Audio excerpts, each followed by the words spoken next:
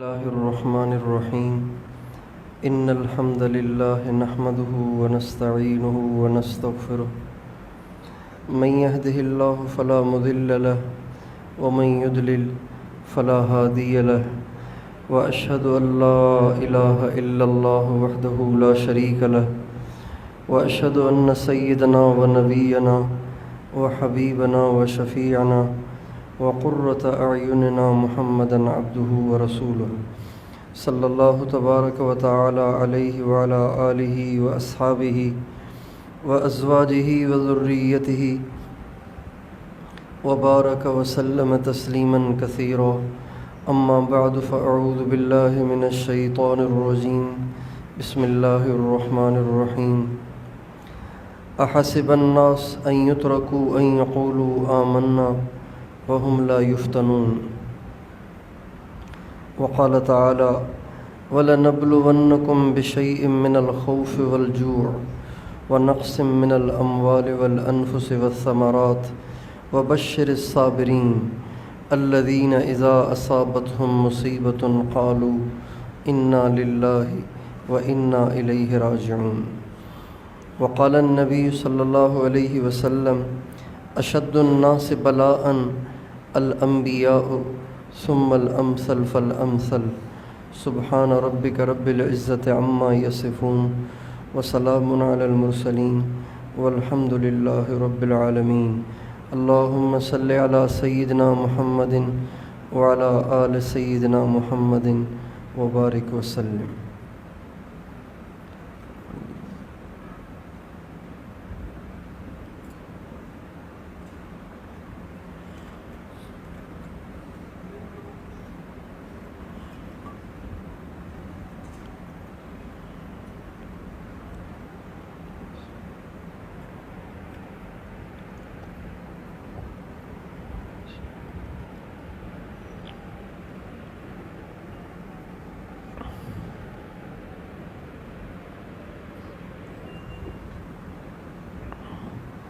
میرے محترم بھائی اور دوستو،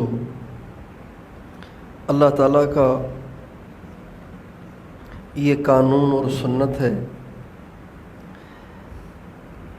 کہ وہ حق کو باقی رکھتے ہیں، لیکن حق کو باقی رکھنے کے لیے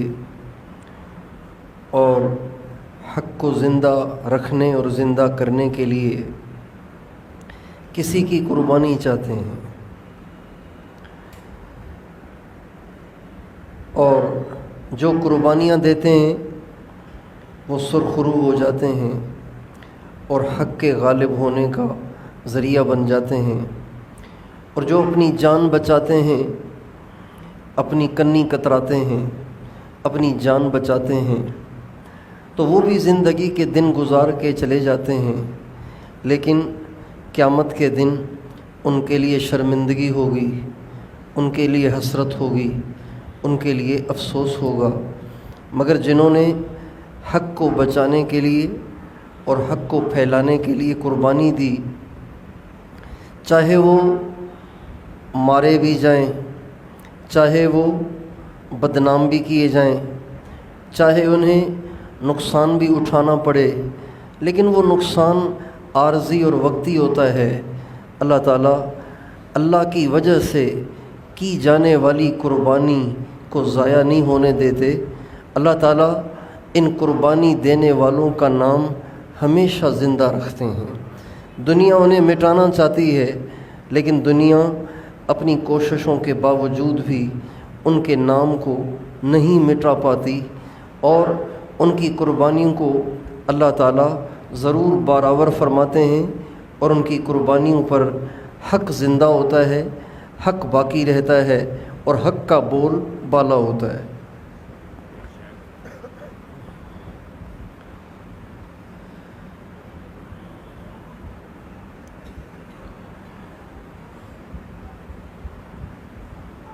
حضرت معاویہ رضی اللہ تعالی عنہ کے انتقال کے بعد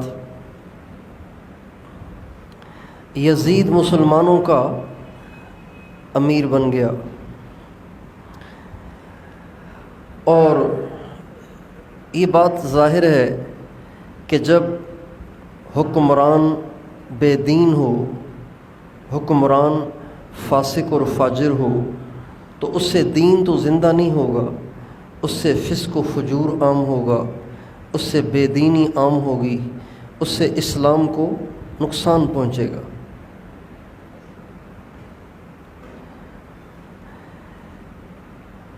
جب کسی قوم کا بڑا بگڑتا ہے تو اس کا بگاڑ اپنی ذات تک محدود نہیں رہتا، بلکہ اس کا فساد، اس کا بگاڑ، اس کی خرابی اس کی قوم میں بھی سرایت کرتی چلی جاتی ہے۔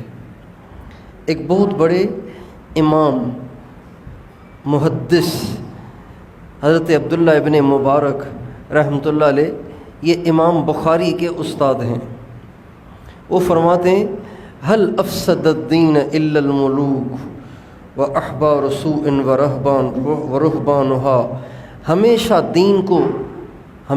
دین کو تین طبقوں نے مٹایا ہے، تین قسم کے لوگوں نے دین کو نقصان دیا ہے۔ ایک بادشاہ، چونکہ ان کی زندگی میں دین نہیں ہوتا، وہ خود اللہ کے نافرمان ہوتے ہیں اور وہ خود عہدے اور طاقت کے نشے میں مدہوش ہوتے ہیں، لہٰذا ان کو اللہ کی فرما برداری کی بات سوجتی ہی نہیں ہے۔ وہ اپنی خواہشات اور اپنی منمانیوں میں اتنے آگے بڑھ جاتے ہیں کہ خود تو بے دین ہوتے ہیں اور ان کو بھی بے دین بنا دیتے ہیں۔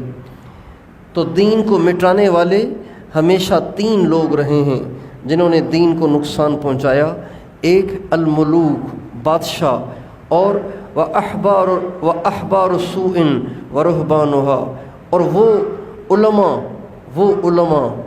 علماء جو نام کے علماء ہیں لیکن ان کے دل میں دنیا بسی ہوئی ہے، اور وہ دین کو استعمال کرتے ہیں، دین کے کارڈ کو استعمال کرتے ہیں اور اس سے دین کا نقصان کرتے ہیں، اور بادشاہوں کی چاہتوں کے مطابق ان کو فتوے دیتے ہیں، ان کو گنجائش دیتے ہیں۔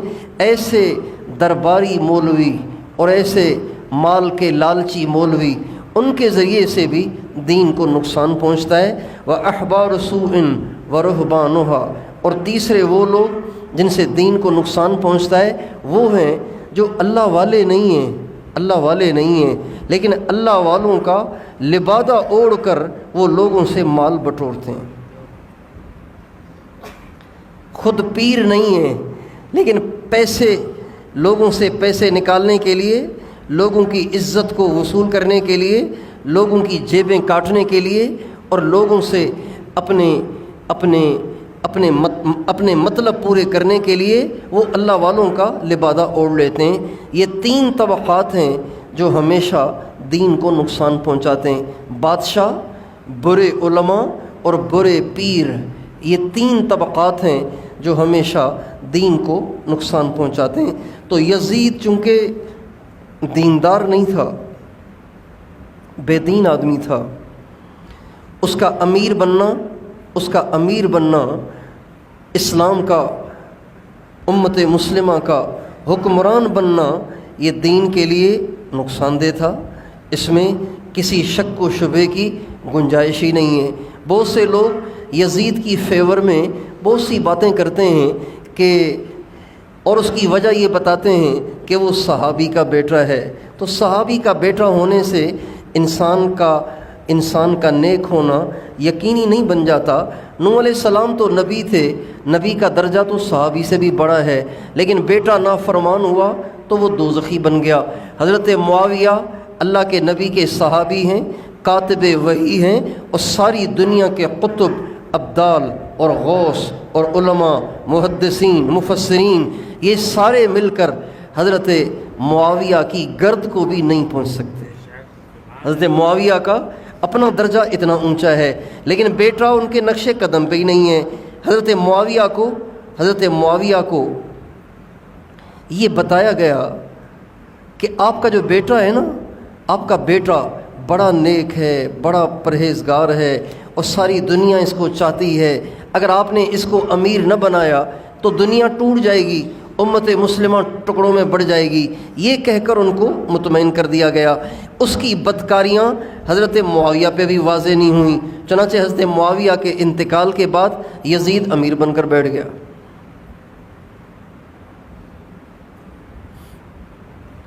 जब वो अमीर बन गया तो उसके अमीर बनने का इस्लाम को नुकसान यकीनी था। उसके अमीर बनने का इस्लाम को नुकसान यकीनी था, लेकिन उसको भी ये अंदाज़ा था कि चूँकि मैं लायक ही नहीं हूँ, मैं मुस्तहिक ही नहीं हूँ और मेरी वो सतह ही नहीं है कि मुझे सारी दुनिया अमीर माने। और सबसे ज़्यादा उसको ख़तरा 3 शख्सों से था, हज़रत इमाम हुसैन, हज़रत अब्दुल्ला इब्न ज़ुबैर, हज़रत अब्दुल्ला इब्न उमर, बल्कि चौथे हज़रत अब्दुल्ला इब्न अब्बास। सबसे ज़्यादा उसको इन 4 शख्सों से ख़तरा था कि ये अगर मेरी बैत कर लें तो सारी दुनिया भी मुझे अमीर मान लेगी, और अगर इन्होंने बैत न की तो फिर उम्मत मुस्लिमा मुझे अमीर मानने के लिए तैयार न होगी। लेकिन इन 4 में भी 3 की ज़्यादा फ़िक्र थी, इमाम हुसैन, हज़रत अब्दुल्ला इब्न ज़ुबैर, हज़रत अब्दुल्ला इब्न उमर। अब्दुल्ला इब्न अब्बास तो अपने इल्मी कामों में ज़्यादा मसरूफ़ रहते थे, इसलिए उसको ख़तरा नहीं था। चुनांचे उसने मदीने का जो अमीर था वो इसका चचाज़ाद भाई था, वलीद बिन उतबा बिन अबी सुफियान। उसने उसकी तरफ ख़त लिखा कि तुम फौरी तौर पर हुसैन से, अब्दुल्ला इब्न ज़ुबैर से फौरी तौर पर मेरे अमीर होने की बैत लो और उनको इस बात पे आमादा करो कि वो मुझे अपना अमीर तस्लीम कर लें। जब ये ख़त पहुंचा तो वलीद परेशान हो गया कि अब कैसे होगा, चूँकि इमाम हुसैन मामूली शख्सियत नहीं है, अब्दुल्ला इब्न ज़ुबैर मामूली शख्सियत नहीं है, ये बहुत बड़े दिलेर किस्म के लोग हैं और इनके पीछे लोग भी बहुत ज़्यादा हैं, लिहाजा इनको अगर छेड़ दिया तो पता नहीं मेरा भी क्या बनेगा, कोई फितना ही न खड़ा हो जाए। चनाचे उसने मरवान बिन हकम को बुलाया और कहा क्या करना चाहिए। उसने कहा बस आप इनको बुलाएं और आप इनको ये ना बताएं कि आपको किस काम के लिए बुला रहा हूँ। आप इनको बुलाएं और इनको बुला के इनको कहें कि यज़ीद ने मुझे ख़त लिखा है, तुम यहीं खड़े खड़े मेरे हाथ पे यज़ीद की तरफ से बैत करो, यज़ीद के हाथ पर मेरे तवस्सुत से बैत करो। चुनांचे उसने जिस शख्स को इन दोनों हजरात को बुलाने के लिए भेजा, वो ढूंढते ढूंढते जब मस्जिद में आया तो इमाम हुसैन भी मस्जिद में थे, अब्दुल्ला इब्न ज़ुबैर रज़ी अल्लाह अन्हुम ये भी मस्जिद में थे।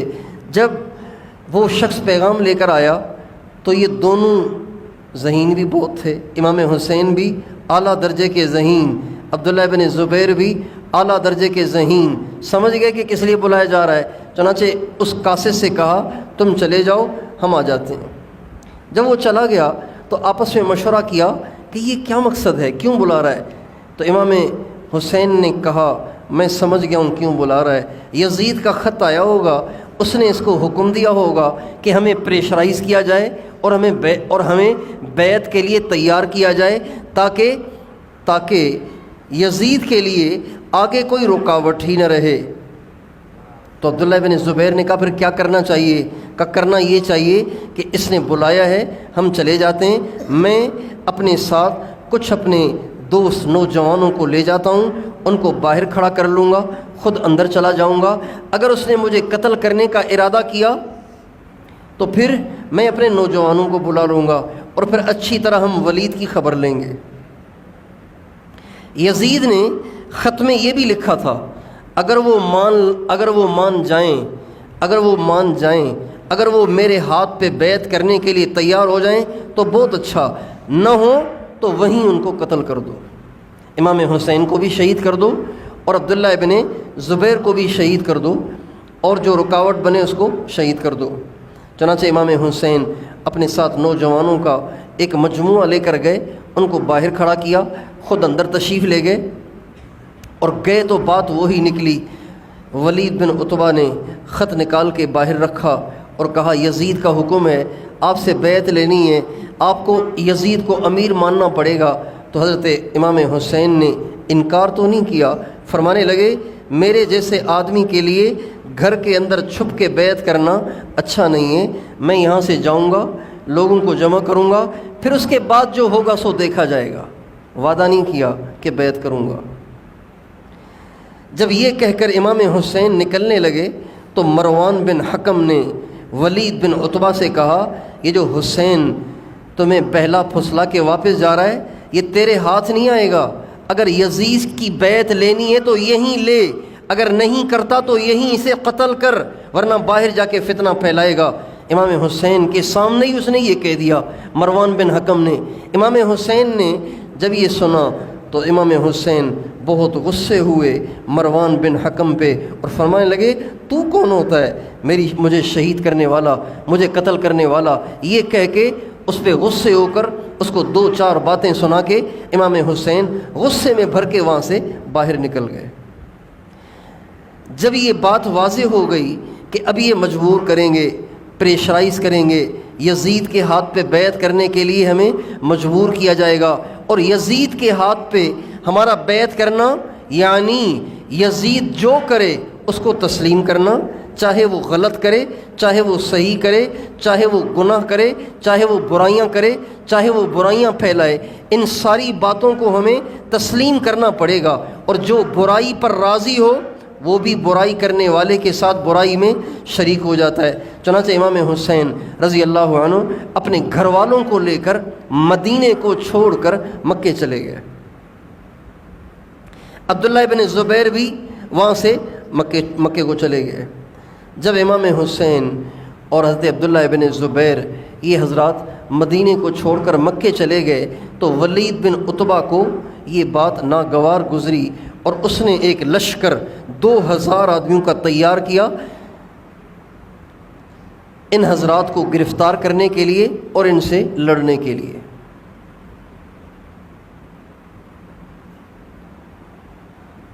سمجھانے والوں نے اسے سمجھایا کہ مکے میں لڑائی جائز نہیں ہے۔ اس نے حدیث کو تروڑنا مروڑنا شروع کر دیا، اس کی توجیحات بیان کرنا شروع کر دیں کہ نہیں اس کا یہ مطلب ہے اور اس کا وہ مطلب ہے۔ ہمارے نبی کی حدیث کو اس نے آگے پیچھے کرنا شروع کر دیا، اور اس نے بہرحال لشکر بھیج دیا۔ جب وہ لشکر آیا تو مکے سے باہر آ کے ٹھہر گیا، اور حضرت عبداللہ بن زبیر کو پیغام بھیجا کہ آپ شرافت سے باہر آ جائیں ورنہ ہمیں مکے میں آ کے جنگ کرنی پڑے گی۔ حضرت عبداللہ بن زبیر نے کچھ لوگوں کو تیار کیا، وہ وہاں گئے اور ان لوگوں سے لڑے، اور اللہ نے ان کو فتح دے دی، اور جو ان کا سپہ سالار بن کے آیا تھا وہ گرفتار ہو گیا۔ گرفتار نہیں ہو گیا بلکہ وہ ایک جگہ جا کے چھپ گیا، اور یہ فتنہ رفع دفع ہو گیا۔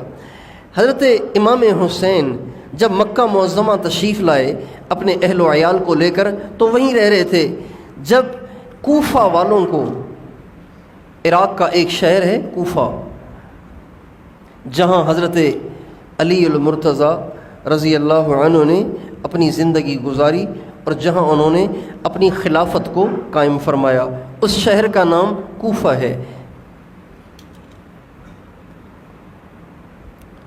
ان کو جب معلوم ہوا کہ یزید امیر بن گیا ہے، امام حسین نے انکار کر دیا ہے، تو ان کو بھی ذرا ہمت ہوئی، چونکہ ان کے دل میں حضرت علی کی محبت تھی اور اہل بیت کی بھی محبت تھی، لیکن ہمت نہیں تھی، بزدل تھے، اور حضرت علی کے ساتھ بھی انہوں نے بے وفائی کی تھی کہ محبت تو کرتے تھے لیکن موقع پہ آگے پیچھے ہو جاتے تھے، بھاگ جاتے تھے اور ساتھ نہیں دیتے تھے۔ بے وفائی ان کی گھٹی میں گویا پڑی ہوئی تھی۔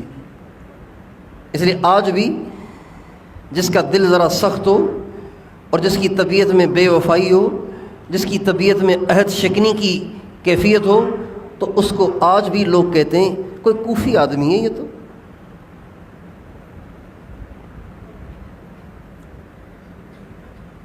ان کو جب معلوم ہوا کوفہ والوں کو کہ امام حسین تو مدینے کو چھوڑ کے مکے چلے گئے ہیں اور یزید امیر بن گیا ہے، تو وہ لوگ بھی نہیں چاہتے تھے کہ یزید جیسے برے آدمی کے ہاتھ پہ بیعت کریں۔ چنانچہ انہوں نے امام حسین کو خط لکھا اور کہا، اے اللہ کے نبی کے بیٹے، اے اہل بیت اعظام، ہمیں پتہ چلا ہے کہ یزید ہمارا امیر بن گیا ہے، بخدا وہ بالکل اس لائق نہیں ہے کہ وہ اس کو امت مسلمہ کا امیر بنایا جائے، بے شک آپ ہی اس کے حقدار ہیں، لہٰذا آپ ہمارے پاس تشریف لائیں، ہم آپ کا ساتھ دیں گے، آپ کا ساتھ دیں گے۔ جیسے آپ کے ابا نے کوفہ کو مرکز بنایا اور کوفہ سے انہوں نے آگے اپنی خلافت کو پھیلایا، آپ بھی کوفہ میں آ جائیں، ہم سب آپ کے ساتھ ہیں اور آپ کے ذریعے سے اللہ دین کی حفاظت کرے گا اور نالائقوں سے اللہ امت کو بچائے گا۔ امام حسین کے پاس خط آیا تو امام حسین نے سوچا کہ پتہ نہیں یہ ایسے ہی کسی 2-4 آدمی نے لکھ لیا ہوگا، تو 2-4 آدمیوں کے کہنے پہ تو جانا ٹھیک نہیں ہے، اتنی بڑی رسک لینا مناسب نہیں ہے۔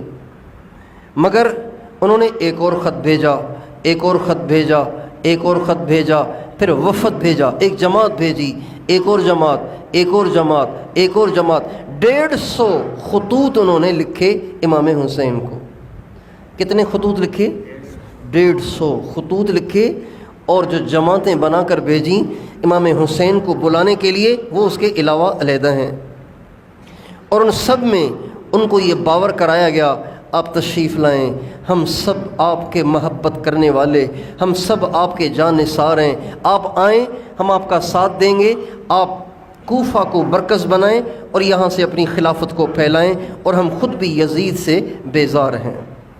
چنانچہ جب 150 خطوط آ گئے اور اتنے سارے وفود آ گئے، تو بتائیے جو حق چاہتا ہو، اسلام کا بول بالا چاہتا ہو، جو سنت کی ترویج چاہتا ہو، جو اپنے نانا کے دین کا زندہ ہونا چاہتا ہو، اس کے لیے مناسب ہے کہ اتنی ساری پیشکشوں کے بعد بھی وہ کہے نہیں جی مجھے آپ پہ بھروسہ نہیں ہے؟ کہ جی آپ سے پوچھتا ہوں، مناسب ہے؟ 150 خطوط اور وفود ہی وفود کے بعد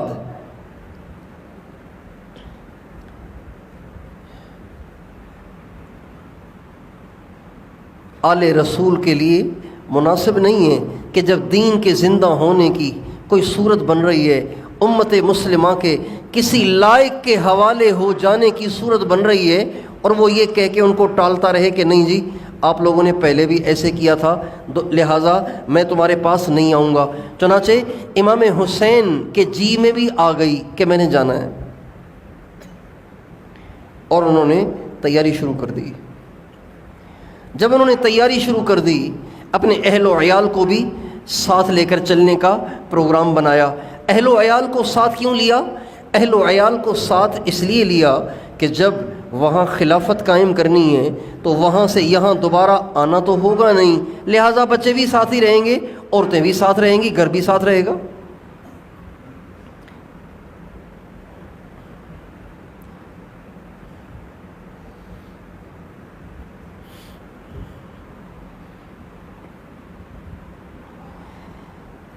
جب یہ تیاری شروع ہوئی تو یہ بات پھیلنا شروع ہو گئی۔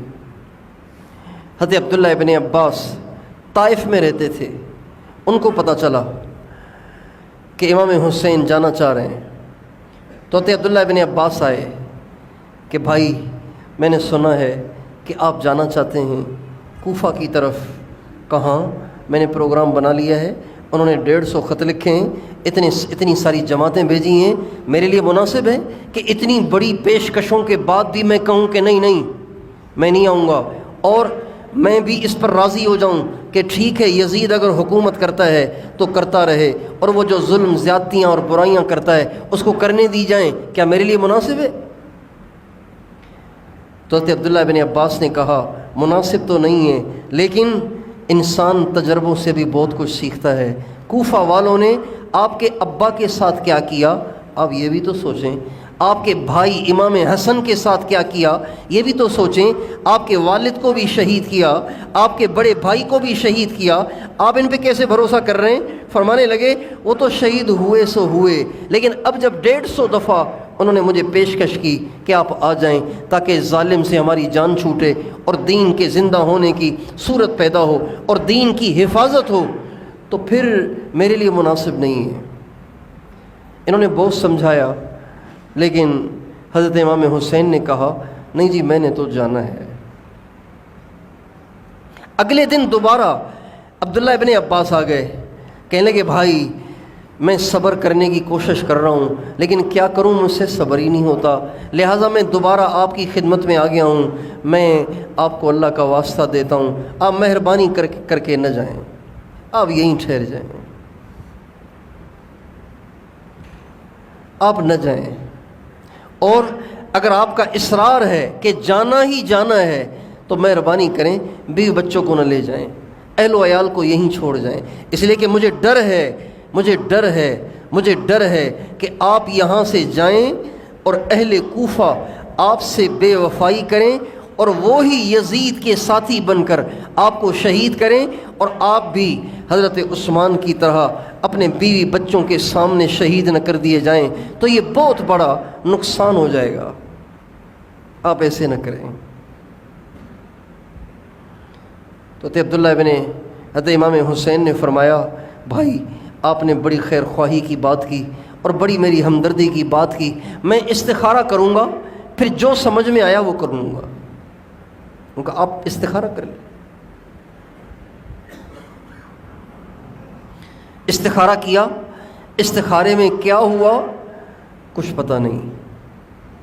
امام حسین اپنے ارادے پہ ڈٹے رہے اور جانے کی تیاری کر لی۔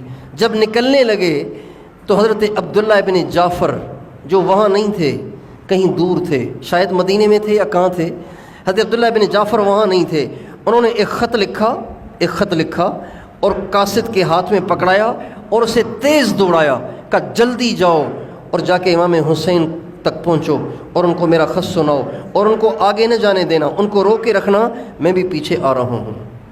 حضرت عبداللہ ابن جعفر جو حضرت امام حسین کے کزن تھے، چچا زاد بھائی تھے، تایا زاد بھائی تھے، انہوں نے خط لکھا۔ خط میں کیا تھا؟ خط میں یہ تھا کہ بھائی میں نے سنا ہے کہ آپ کوفہ جا رہے ہیں، کوفہ والے آپ کو بلا رہے ہیں اور آپ وہاں جا رہے ہیں، میری آپ سے درخواست ہے آپ نہ جائیں، آپ نہ جائیں، اس لیے کہ کوفہ والوں سے اچھائی کی توقع نہیں ہے، کوفہ والوں سے وفاداری کی امید نہیں کی جا سکتی۔ اور پھر فرمایا اگر آپ کو کچھ ہو گیا تو اس وقت پوری روئے زمین پر آپ اللہ کی نشانی ہیں، رسول اللہ صلی اللہ علیہ وسلم کی نشانی ہے، اگر آپ کو کچھ ہو گیا تو روئے زمین سے اللہ کا نور بجھ جائے گا۔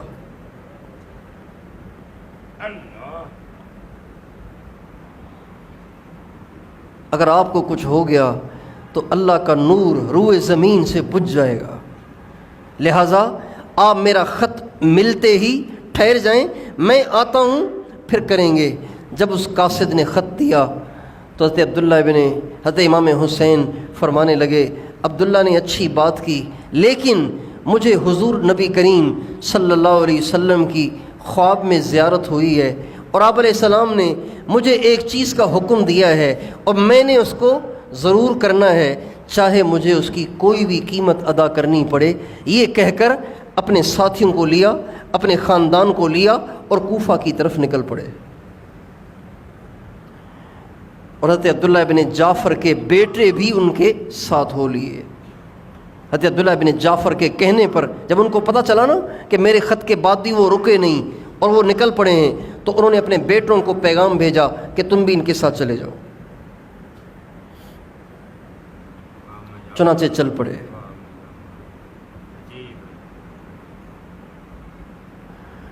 اس سے پہلے یہ ہوا جب وہ خطوط آئے اور وفود آئے تو امام حسین نے ایک خط لکھا، وہ اپنے تایازاد بھائی حضرت مسلم بن عقیل کو دیا اور کہا آپ کوفہ جائیں اور کوفہ والوں کو جا کے میرا یہ خط پڑھ کے سنائیں۔ اس خط میں لکھا تھا کہ میرے پاس تمہارے خطوط بھی آئے، تمہارے وفد بھی آئے، اور میں نے تمہارے پاس آنا طے کر لیا ہے، لیکن میں مسلم بن عقیل کو بھیج رہا ہوں، تم میرے ہاتھ پر اس کے توسط سے بیعت کرو۔ جب یہ بات ثابت ہو جائے گی کہ تم نے میرے ہاتھ پر بیعت کر لی اور تم سب کے سب عملاً حقیقتاً میرے ساتھ ہو، تم پھر میں بھی آ جاؤں گا۔ تو اب کتنی مضبوط بات ہو گئی۔ عبداللہ بن عباس کہہ رہے تھے رضی اللہ عنہما غدار ہیں، بے وفا ہیں، بے وفائی کریں گے۔ حضرت عبداللہ بن جعفر نے بھی یہی کہا، مسلم بن عقیل کو بھیجا تو بات واضح ہو جائے گی، جب ایک دفعہ وہ بیعت کر لیں گے اور وہ سب کے سب ایک ہاتھ پہ جمع ہو جائیں گے تو بات واضح ہو جائے گی۔ چنانچہ مسلم بن عقیل رضی اللہ تعالیٰ عنہ امام حسین کا خط لے کر جب کوفہ پہنچے اور کوفہ والے ان کا سن کر جمع ہوئے اور امام حسین کا خط پڑھ کے انہوں نے سنایا۔ اس خط میں پتہ ہے کیا لکھا ہوا تھا؟ عجیب مضمون ہے وہ، عجیب مضمون ہے وہ۔ اس مضمون کو پڑھنے سے یہ بات ہر شخص پہ واضح ہو جاتی ہے کہ امام حسین کی قربانی کی اصل وجہ کیا ہے۔ اس میں امام حسین نے چند جملے لکھے ہیں، اور وہ جملے یہ ہیں کہ لوگو تم دیکھ رہے ہو کہ رسول اللہ صلی اللہ علیہ وسلم کی سنت کو مٹایا جا رہا ہے اور بدعات کو عام کیا جا رہا ہے۔ میں تمہیں کتاب اللہ اور سنت رسول اللہ کی دعوت دیتا ہوں، تم میرا ساتھ دو۔ میں تمہیں کتاب اللہ کی دعوت دیتا ہوں، رسول اللہ کی سنت کی دعوت دیتا ہوں، تم میرا ساتھ دو۔ جب یہ خط حضرت مسلم بن عقیل نے کوفہ والوں کو پڑھ کے سنایا تو سارے کوفہ کے لوگ زار و قطار رونے لگ گئے اور بڑھ چڑھ کر حضرت مسلم بن عقیل کے ہاتھ پہ ہاتھ رکھ کر بیعت کرنے لگ گئے۔ ہم یزید کو امیر نہیں مانتے، ہم آپ کے ہاتھ پہ بیعت کرتے ہیں، یہ کہہ کر وہ بیعت کرتے رہے، یہاں تک کہ کوفہ کے 18,000 آدمیوں نے حضرت مسلم بن عقیل کے ہاتھ پہ بیعت کر لی۔ کتنے آدمی نے؟ بہت بڑی بات ہے۔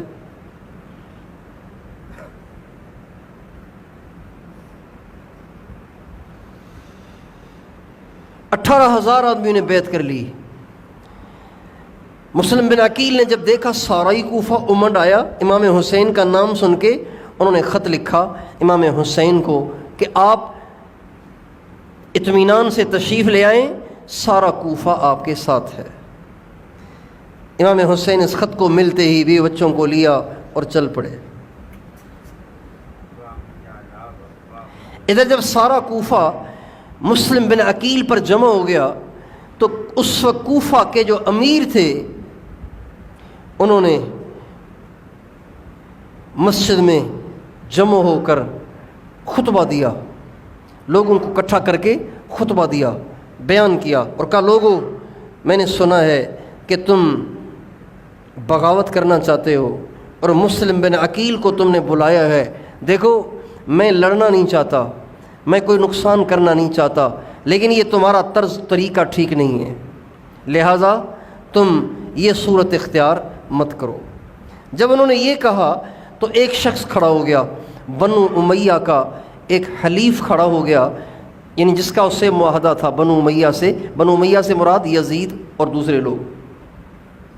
وہ کھڑا ہو گیا، کہنے لگا امیر صاحب آپ امیر ہیں کیا ہیں، اتنی ڈھیلی بات کر رہے ہیں، ادھر بغاوت ہو رہی ہے اور آپ ایسے ہی حکمت بصیرت کی باتیں کر رہے ہیں، آپ کو فوری طور پہ ایکشن لینا چاہیے، مسلم بن عقیل کو گرفتار کرنا چاہیے، اس کو قتل کر دینا چاہیے، جو اس کا ساتھ دے ان سب کو قتل کر دینا چاہیے، اور آپ بزدلی کیوں دکھا رہے ہیں؟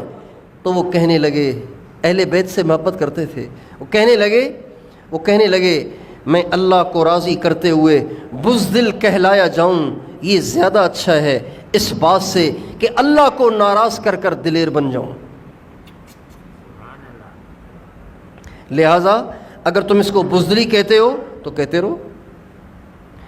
جب اس شخص نے دیکھا کہ امیر تو بالکل ہی ڈھیلا ڈالا ہو رہا ہے تو اس نے خط لکھا یزید کو، براہ راست یزید کو خط لکھا اور کہا کوفہ تیرے ہاتھ سے نکل گیا ہے، بصرہ بھی نکل جائے گا، اگر تو کچھ کرنا چاہتا ہے تو فوری طور پر کوفہ کا امیر تبدیل کر، کوفہ کا امیر تبدیل کر، یہاں کسی ایسے آدمی کو بھیج جو مار مار کے ان کو سیدھا کر دے اور ان کے دل دماغ سے حسین اور اس کی بیعت کو باہر نکال دے۔ جب یہ خط یزید کو پہنچا تو یزید نے اس کا جو مشیر تھا، مشیر اس کو بلایا۔ وہ مشیر عیسائی تھا۔ مشیر کون تھا؟ سرجون اس کا نام تھا، سرجون اس کا نام تھا۔ اس کو بلایا، کہا مسئلہ خراب ہو رہا ہے، کیا کرنا چاہیے؟ کہ رائے دوں، قبول کرو گے؟ کہ ہاں۔ کہ میری رائے یہ ہے کہ ابن زیاد، عبید اللہ بن زیاد کو تم فوری طور پر کوفے کا امیر مقرر کرو اور اس کو حکم کرو کہ مسلم بن عقیل کو جا کے قتل کر دے، اس کے ماننے والوں کو بھی قتل کرے، جو سیدھا ہو جائے تو ٹھیک ہے ورنہ اس کو بھی قتل کر دے۔ ان کا ٹھیک۔ ابن زیاد کو بلایا گیا۔ ابن زیاد سے یزید نے کہا ہم تجھے کوفے کا اور بصرے کا امیر بناتے ہیں، تم چلے جاؤ یہاں سے اور جا کے وہاں سنبھالو سارا کام۔ ابن زیاد آیا، دو آدمی اپنے ساتھ اور لے لیے، شریک بن آور اور مسلم بن عمر باہلی، یہ دو شخصوں کو ساتھ لے کے وہ کوفہ پہنچا۔ اچھا جب کوفہ پہنچا نا تو کوفہ والوں کو تو انتظار تھا امام حسین کا۔ جب ابن زیاد دو آدمی لے کر کوفہ میں داخل ہوا تو سارے کوفہ میں شور مچ گیا، امام حسین آ گئے، امام حسین آ گئے، امام حسین آ گئے۔ سارا کوفہ امنڈ آیا امام حسین کی زیارت کے لیے، چونکہ وہ جانتے تو نہیں تھے، پہچانتے نہیں تھے، چہرے سے واقف نہیں تھے، لہٰذا ابن زیاد ہی کو امام حسین سمجھنے لگ گئے، اور جہاں سے ابن زیاد گزرتا اس پہ اس کا استقبال ہوتا، وہ سارے کہتے مرحبا بابن رسول اللہ، مرحبا رسول اللہ کا بیٹا آ گیا۔ ابن زیاد اندر ہی اندر یہ دیکھ کر اندر ہی اندر وہ ذبح ہوتا رہا، اندر ہی اندر اس کو مرچیں لگتی رہیں، اندر ہی اندر میں وہ جلتا رہا اور بھنتا رہا کہ ارے یہ تو سارا کوفہ حسین ہی ہو چکا ہے، سارا ہی کوفہ حسین کی طرف ہو چکا ہے۔ بہرحال کرتے کرتے جو مدینے کے امیر تھے ان کا دروازہ جا کے ابن زیاد نے کھٹکھٹایا۔ جب دروازہ کھٹکھٹایا تو وہ سمجھے کہ مسلم بن عقیل آ گئے ہیں، تو وہ کہنے لگے مسلم آپ میرا دروازہ نہ کھٹکھٹائیں، آپ اندر نہ آئیں، میں آپ پہ ہاتھ نہیں اٹھانا چاہتا، مہربانی کر کے آپ یہاں سے چلے جائیں۔ تو ابن زیاد نے آہستہ سے کہا میں مسلم نہیں ہوں، یزید کا بھیجا ہوا ابن زیاد ہوں۔ انہوں نے دروازہ کھولا، وہ اندر آئے، ابن زیاد اندر آیا اور وہاں بیٹھ کے پھر اس نے سوچا کہ یہ تو سارا ہی کوفہ مسلم کے ہاتھ پہ بیعت کر چکا ہے اور امام حسین کا دیوانہ بن چکا ہے، تو کیا کرنا چاہیے؟ چنانچہ اس نے نماز کا وقت ہوا، منبر پہ چڑھ کے اس نے اعلان کیا میں ابن زیاد ہوں، یزید کا بھیجا ہوا ہوں، کوفہ کا گورنر مجھے بنا دیا گیا ہے اور میں تمہیں حکم کرتا ہوں، میں نے سنا ہے کہ تم سارے کے سارے مسلم کے ہاتھ پہ بیعت کر چکے ہو اور امام حسین کی طرف جا رہے ہو، لہٰذا میں تمہیں حکم کرتا ہوں شرافت سے سیدھے ہو جاؤ، جو سیدھا ہو جائے گا اس کو ہم چھوڑ دیں گے، جو سیدھا نہیں ہوگا ہم اس کے گھر کے دروازے پہ اس کو سولی چڑھائیں گے، اور سارے ماننے والوں کا ہم برا حشر کریں گے، لہٰذا تم سارے سیدھے ہو جاؤ۔ اب یہ جو اعلان ہوا، دھمکی آمیز جو اعلان ہوا، تو کوفہ والے کوفی تو تھے ہی، تو ایک دم گراف گرنا شروع ہوا اور لوگوں کے دلوں میں ڈر اور خوف بیٹھنا شروع ہو گیا۔ امام حسین ان دنوں مختار بن ابی عبید کے گھر میں لوگوں سے بیعت لے رہے تھے۔ جب یہ صورتحال پیش ہو گئی کہ ابن زیاد امیر بن گیا تو حضرت مسلم بن عقیل کو یہ خطرہ ہوا کہ ان کو گرفتار کیا جائے گا اور شہید کر دیا جائے گا۔ چنانچہ وہاں سے وہ شفٹ ہو کر ہانی بن عروہ، ایک اور شخص ہیں کوفہ کے سردار قسم کے آدمی تھے، اہل بیت سے محبت کرتے تھے، ان کے ہاں چلے گئے۔ ہانی بن عروہ نے کہا آپ نے مجھے بہت بڑی آزمائش میں ڈال دیا، آپ یہاں تشریف لائے ہیں، اب آپ کو واپس بھیجنا بھی اچھا نہیں ہے، لیکن میرے لیے بڑی آزمائش کھڑی کر دی آپ نے۔ بہرحال اس نے ان کو اپنے گھر میں ٹھہرایا۔ ہانی بن عروہ بیمار ہو گئے۔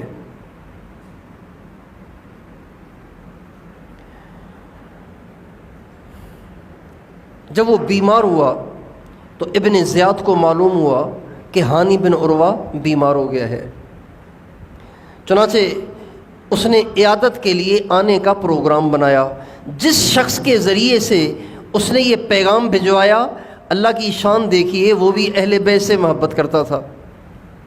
اس نے آ کے مسلم بن عقیل سے کہا بات یہ ہے کہ آج ابن زیاد ہانی بن عروہ کی عیادت کے لیے آئے گا، آپ کمرے کے اندر چھپ کے بیٹھ جانا، اور ہانی بن عروہ سے کہا تمہارے گھر میں آ رہا ہے ابن زیاد، تمہارے گھر میں آ رہا ہے، لہٰذا تم ایسی کوئی ترتیب بناؤ، ایسی کوئی اسکیم بناؤ، جو ہی وہ تمہارے گھر میں گھسے تم اسے قتل کروا دو۔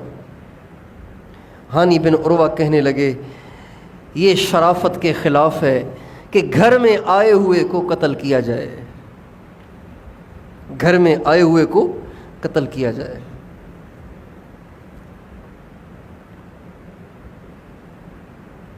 چنانچہ وہ آیا اور عیادت کر کے واپس چلا گیا، اس کو قتل نہیں کیا گیا، صرف شرافت کی وجہ سے۔ ہانی بن عروہ کے ایک دوست تھے شریک بن اعور، یہ ابن زیاد کے ساتھ یزید نے اس کو بھیجا تھا، اور اللہ کی شان دیکھیے کہ شریک بن اعور بھی اہل بیت سے محبت کرتا تھا۔ تو وہ آیا تو ابن زیاد کے ساتھ تھا کوفہ کی طرف، لیکن آ کر رات کو رہتا تھا ہانی بن عروہ کے پاس۔ اللہ کی شان وہ بھی بیمار ہو گیا۔ جب وہ بیمار ہوا تو ابن زیاد کو معلوم ہوا، تو ابن زیاد نے کہا کہ اس کو بھی پیغام بھیجو، کل ہم اس کی عیادت کے لیے جائیں گے۔ شریک بن اعور نے کو جب پتہ چلا کہ ابن زیاد میری عیادت کے لیے آ رہا ہے، تو شریک بن اعور نے حضرت مسلم بن عقیل سے کہا کہ آج وہ فاسق یعنی ابن زیاد آ رہا ہے، اور جو ہی وہ آ کر میرے پاس بیٹھ جائے آپ کمرے کے اندر رہنا، اور جو ہی وہ آ کے بیٹھ جائے ایک دم ایک تلوار کی ضرب سے اس کی گردن کو اڑا دینا۔ ابن زیاد اگر تیرے ہاتھوں مارا گیا، آپ کے ہاتھوں مارا گیا، تو سارے کوفہ کا نظام سنبھالنا، سارے بصرہ کا نظام سنبھالنا یہ میرے ذمے ہے۔ چونکہ شریک بن اعور بھی یزید ہی کا بھیجا ہوا تھا، مضبوط آدمی تھا، طاقتور آدمی تھا۔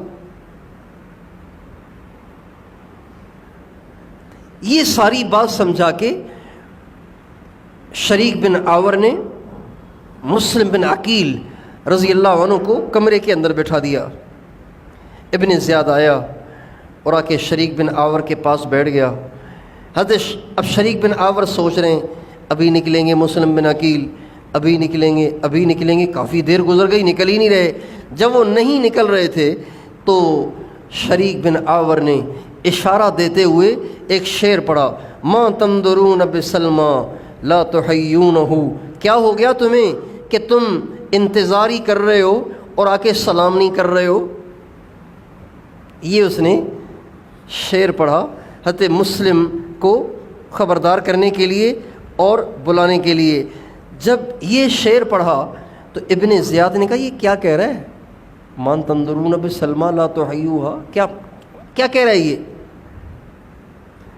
اب کیا کہیں یہ؟ تو ہانی بن عروہ نے کہا اصل میں بیمار بہت زیادہ ہے، اس لیے بہکی باتیں کر رہا ہے۔ لیکن ابن زیاد کے ساتھ جو آیا تھا وہ بڑا چالاک آدمی تھا، بڑا ہوشیار آدمی تھا۔ اس نے کان میں کہا تیرے قتل کی کوئی اسکیم بنی ہوئی ہے، اور وہ اسکیم شاید چل نہیں رہی، اس کو بیدار کرنے کے لیے یہ شعر و شاعری ہو رہی ہے، لہذا جلدی سے اٹھ اور نکل یہاں سے۔ ابن زیاد اٹھا اور وہاں سے نکل گیا۔ جب وہ نکل گیا تو شریک بن عاور نے حضرت مسلم بن عقیل سے پوچھا کہ حضرت میں نے تو آپ سے کہا تھا کہ جو ہی وہ آ کے بیٹھے گا تو آپ اس پہ تلوار چلائیں گے، اس کو قتل کر دیں گے، آپ نے موقع ہی ہاتھ سے جانے دے دیا، یہ موقع چلا گیا، اب تو بڑا مسئلہ ہو جائے گا، تو آپ نے اس کو قتل کیوں نہیں کیا؟ اللہ اکبر۔ مسلم بن عقیل کہنے لگے اس کی دو وجہ ہیں، اس پہ حملہ نہ کرنے کی کتنی وجہ ہیں؟ دو وجہیں۔ ایک تو یہ کہ میں جس گھر میں مہمان ہوں اس گھر کا میزبان اس پہ راضی نہیں ہے، اور مہمان کے لیے مناسب نہیں ہے کہ وہ کوئی ایسا کام کرے جو میزبان کو نامناسب لگتا ہو۔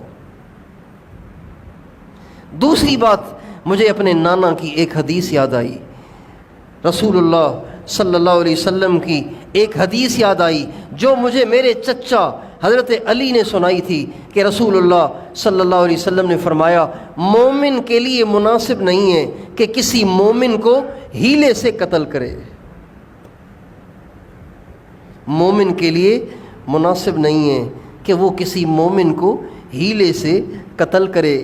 یہاں آ کر حق اور باطل میں تمیز ہو جاتی ہے، حق اور باطل الگ الگ جدا جدا ہو جاتا ہے کہ ادھر ابن زیاد تو ممبر پہ کھڑے ہو کے دھمکیاں دے رہا ہے، جو مسلم کے پیچھے جائے گا اس کو سولی لٹکایا جائے گا، جو اس کے ساتھ جو اس کا ساتھ دینے والا بھی معلوم ہوگا اس کا بھی برا حشر ہوگا۔ اور ادھر جو اہل بیت ہیں وہ کہہ رہے ہیں چونکہ حضور نے فرمایا نا مناسب نہیں ہے، اس لیے میں نے اپنی جان کی بھی بازی لگا دی اور ہر چیز کو قربان کر دیا، لیکن اس حدیث کے خلاف قدم اٹھانا مجھے اچھا نہیں لگا۔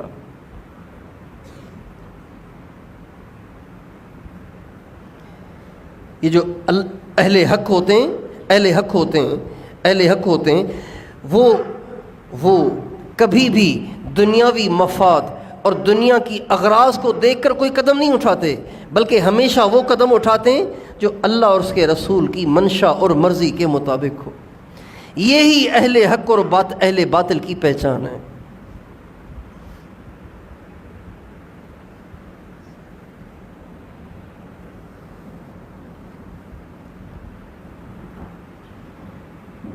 حالانکہ اس وقت حضرت مسلم بن عقیل کا ابن زیاد کو قتل کرنا یہ ناجائز نہیں تھا، جائز تھا، اس لیے کہ ابن زیاد مسلم بن عقیل کے خون کا پیاسا ہے اور آگے پتہ نہیں کیا کیا اس نے تباہیاں مچانی ہیں، مسلم بن عقیل کو بھی شہید کرنا ہے، سارے اہل بیت کے ساتھ بھی کیا کچھ کرنا ہے، لیکن حضرت مسلم بن عقیل صرف اس ایک حدیث کو بچانے کے لیے سب کچھ کی قربانی دے دی۔ آج ہم اپنی زندگیوں میں غور کریں کہ ہم بھی اپنے آپ کو اہل بیت کا حبدار کہتے ہیں، اپنے آپ کو اہل بیت سے محبت کرنے والا کہتے ہیں، رسول اللہ صلی اللہ علیہ وسلم سے محبت کرنے والا کہتے ہیں، کبھی ہم بھی احادیث کو بچانے کے لیے کوئی قربانی کرتے ہیں کہ بھئی اللہ کے نبی کا یہ ارشاد ہے لہذا ہم سارے مفادات کی قربانی دیتے ہیں، حدیث کے خلاف ہم کوئی قدم نہیں اٹھائیں گے؟ کوئی ہم میں سے ایسے کرتا ہے؟ ادھر تو جائز ناجائز ایسا مکس ہے کہ پتہ ہی نہیں چل رہا کہ جائز کیا ہے ناجائز کیا ہے۔ سنت اور رواج اور رسم اور فیشن اتنے مکس ہو گئے ہیں کہ پتہ ہی نہیں چل رہا کہ سنت کیا ہے اور رسم کیا ہے، فیشن کیا ہے اور سنت کیا ہے۔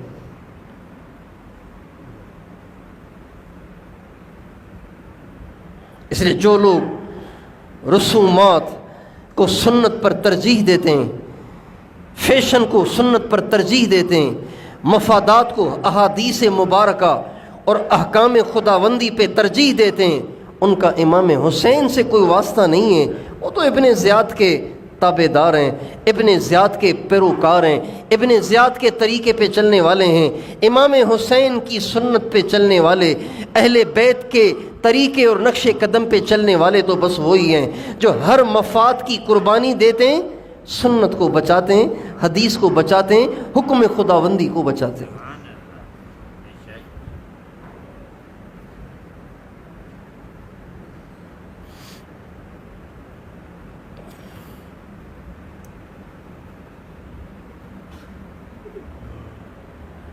बहरहाल इब्न ज़ियाद हानी बिन उर्वा के घर से बच के निकल गया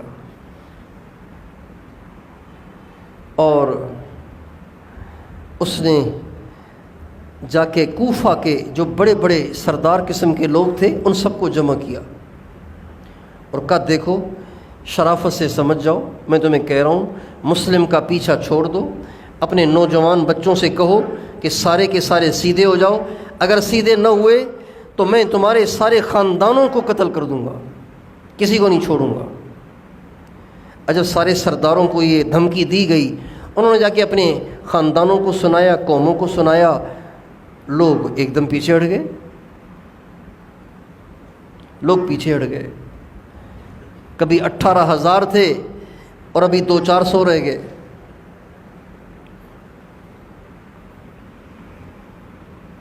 उसके बाद फिर एक काम तो उसने ये किया, दूसरा काम उसने ये किया, एक शख्स को तैयार किया, अपने एक एतमाद वाले शख्स को तैयार किया, उसको 3,000 दिरहम दिए और कहा ये 3,000 दिरहम तेरे, तू बस इस बात का पता लगा कि मुस्लिम बिन अकील है कहाँ।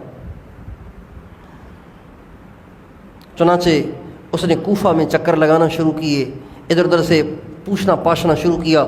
मालूम हुआ कि मुस्लिम बिन औसज एक शख्स हैं, ये अहले बैत से बहुत एडजस्ट हैं, उनसे बड़े गहरे और उनसे बड़ा अच्छा ताल्लुक़ रखते हैं। मुस्लिम बिन अकील के पास इनका आना जाना है। मुस्लिम बिन औसज चुनाचे ये उसके पास पहुंचा और उसके पास पहुंच के कहा मैं शाम से आया हूँ, शाम से आया हूँ, अहले बैत से प्यार करता हूँ, अहले बैत से मोहब्बत करता हूँ। मैंने सुना है कि यजीद की मुखालफत में यहाँ मुस्लिम बिन अकील इमाम हुसैन के लिए बैत लेने के लिए आए हुए हैं। मैं और तो कुछ कर नहीं सकता, ये थोड़े से पैसे लाया हूँ, ये मुस्लिम बिन अकील की का ताउन और उनकी इमदाद करना चाहता हूँ। मैंने सुना है कि आपका उनसे बड़ा अच्छा ताल्लुक़ है, मैं किसी को नहीं बताऊँगा, आप मेहरबानी करके मेरी एक दफ़ा उनसे मुलाकात करवा दें। ऐसी उसने लगी लिपटी बातें की कि मुस्लिम बिन औसज बेचारे मुतासिर हो गए और कहने लगे अच्छा चलें उसकी तरतीब बनाते हैं। बहरहाल किसी तरीके से इसने हज़रत मुस्लिम बिन अकील से उसको, इन्होंने मुस्लिम बिन अकील से इस शख्स को मिलवा दिया और जाके वो 3,000 जो इब्न ज़ियाद ने इसको दिए थे कमीशन के तौर पर, वो जाके उसने वहाँ पेश कर दिए। हज़रत मुस्लिम बिन अकील ने उसको दुआ दी और फिर वो रोज़ाना अब आना जाना शुरू हो गया। रोज़ के आने जाने का फ़ायदा इब्न ज़ियाद को ये हुआ कि रोज़ाना की ख़बर इब्न ज़ियाद के पास जाती रही। जो इधर मशवरा हो रहा है, जो लोग बैत हो रहे हैं, जो लोग आ जा रहे हैं, ये सारी ख़बरें इब्न ज़ियाद के पास पहुंचने लगी। एक दिन इब्न ज़ियाद ने हानी बिन उर्वा को बुलाया और कहा हानी तुम सुधर जाओ, तुम ठीक हो जाओ, हम तुम्हारा ख्याल कर रहे हैं, हम तुम्हारा लिहाज कर रहे हैं, मुझे सब पता है कि मुस्लिम बिन अकील तेरे पास ठहरा हुआ है। कहा नहीं मेरे पास नहीं ठहरे हुए। कहा हमें सब पता है। ये कहते ही वो जो शख्स 3,000 दिरहम लेकर हज़रत मुस्लिम बिन अकील के पास गया था उसको सामने कर दिया। जो ही वो शख्स सामने आया तो हानी बिन उर्वा तो कुछ कह ही न सके। कहने लगे तुम ठीक हो जाओ, मुस्लिम बिन अकील को मेरे हवाले करो। कहा मुस्लिम बिन अकील को हवाले नहीं करूँगा, हवाले नहीं करूँगा, मेहमान को हवाले नहीं करूँगा, चाहे तुम मुझे कत्ल कर दो। उनका देखो मैं तुम्हें कत्ल कर दूँगा। हानी बिन उर्वा कहने लगे मुझे कत्ल करना इतना आसान नहीं है, अगर तूने मेरे ऊपर हाथ उठाया तो तेरा ये महल कूफा के नौजवान घेर लेंगे, कूफा की तलवारें घेर लेंगी और तुम्हारे लिए जान बचाना मुश्किल हो जाएगा। जब ये कहा तो वो थोड़ा सा घबराया, इब्न ज़ियाद थोड़ा सा घबराया। मुस्लिम बिन अकील को जब पता चला कि बात लीक हो गई है, मुखबरी हो गई है, हमसे धोखा हुआ है, तो वो वहाँ से निकल कर कहीं और पनाह लेने के लिए जगह ढूंढने लगे। لیکن جو لوگ آنا جانا رکھتے تھے وہ سب تو چھوڑ چھاڑ کے حضرت مسلم بن عقیل کو تنہا کر گئے۔ حضرت مسلم بن عقیل اب تنہا کوفہ کی گلیوں میں گھوم رہے تھے کہ کوئی مجھے اپنے گھر میں پناہ دے دے، اور یوں گھومتے گھومتے جب تھک گئے تو ایک دروازے پہ آ کے سر پہ ہاتھ دھر کے بیٹھ گئے۔ وہ دروازہ ایک بڑھیا عورت جس کا نام توعا تھا، وہ اس کا تھا، وہاں کے بیٹھ گئے۔ بڑھیا نے دیکھا کہ میرے دروازے پہ کوئی بیٹھا ہوا ہے تو کہا بھائی تم کیوں بیٹھے ہو یہاں پہ؟ کہا جی پیاسا ہوں، پانی چاہیے۔ تو وہ گئی، پانی بھر کے لے آئی اور پانی پلایا، پانی بھی پی لیا، اب بھی بیٹھے ہوئے ہیں۔ تو بڑھیا نے کہا آپ جا کیوں نہیں رہے؟ آپ نے پانی مانگا، ہم نے پانی پلایا، آپ پھر بھی یہاں بیٹھے ہوئے ہیں۔ تو حضرت مسلم بن عقیل کہنے لگے کیا کروں، مسافر ہوں، بے گھر ہوں، بے در ہوں، کوئی میرا ساتھی نہیں ہے، اور میرا نام مسلم بن عقیل ہے، امام حسین کی طرف سے آیا تھا، کوفہ والوں نے ہم سے وعدے کیے تھے، وہ سارے ابن زیاد کی دھمکیوں میں آ کے پھر گئے، اب میں اکیلا رہ گیا ہوں، کوئی مجھے پناہ دینے والا بھی نہیں ہے، تو آپ مجھے پناہ نہیں دے دیں گی؟ تو وہ عورت کہنے لگی آپ نے تو بڑی آزمائش میں ڈال دیا۔ یہ کہہ کر حضرت مسلم بن عقیل کو اس نے اندر اپنے کمرے میں چھپا لیا۔ اس عورت کا ایک بیٹا تھا، اس کا نام بلال تھا۔ وہ جب گھر میں آیا، رات کو جب وہ آیا تو اس نے دیکھا کہ اس کی والدہ کبھی اندر جا رہی ہے، کبھی باہر، کبھی اندر کبھی باہر۔ تو اس کو کچھ شک سا ہوا کہ اندر کوئی آیا ہے، تو اس نے اپنی والدہ سے پوچھا امی اندر کوئی ہے کیا؟ آپ بار بار اندر جا رہی ہیں۔ کہا نہیں بیٹا کوئی نہیں ہے۔ جب اس نے اصرار کیا تو ماں نے کہا ایک شرط ہے، تو مخبری نہیں کرے گا، اس بات کو لیک نہیں کرے گا، لہٰذا میں تجھے بتا دیتی ہوں۔ چنانچہ اس نے وعدہ کیا۔ ماں نے بتایا کہ مسلم بن عقیل نے ہمارے گھر میں آ کے پناہ پکڑی ہے۔ اس نے سوچا، ماں سے وعدہ تو کر لیا کہ کسی کو نہیں بتاؤں گا، لیکن اس نے سوچا اگر میں آج بات چھپاؤں گا تو بات کھل تو ویسے ہی جائے گی، اور اگر بعد میں کھلے گی تو پھر مجھے بھی وہ قتل کر دے گا، ابن زیاد میری ماں کو بھی قتل کر دے گا، لہٰذا اس نے خود ہی جا کے مخبری کر دی اور بتا دیا کہ ہمارے گھر میں مسلم بن عقیل بیٹھے ہوئے ہیں۔ ابن زیاد نے 70 آدمی بھیجے، جاؤ جا کے مسلم بن عقیل کو گرفتار کر کے لے آؤ۔ مسلم بن عقیل کو گرفتار کرنے کے لیے جب یہ 70 آدمی اندر گھسے تو مسلم بن عقیل نے کہا یوں ہی ہاتھ میں ہاتھ دینے والے لوگ نہیں ہیں ہم، یہ کہہ کر اکیلے نے ان 70 پہ حملہ کر دیا۔ لڑتے لڑتے لڑتے لڑتے جب زخموں سے چور ہو کر تھک گئے تو بیٹھ گئے۔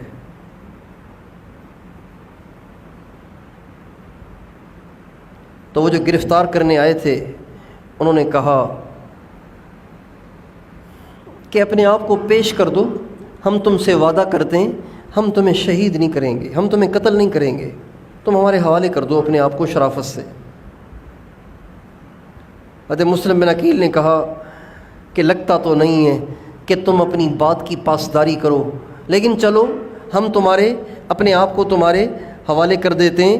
یہ کہہ کر جب اپنے آپ کو ان کے حوالے کیا تو انہوں نے حضرت مسلم بن عقیل سے تلوار ہی لے لی، تو فرمانے لگے یہ تمہاری پہلی بدعہدی ہے، تلوار کیوں لے رہے ہو بھائی تم؟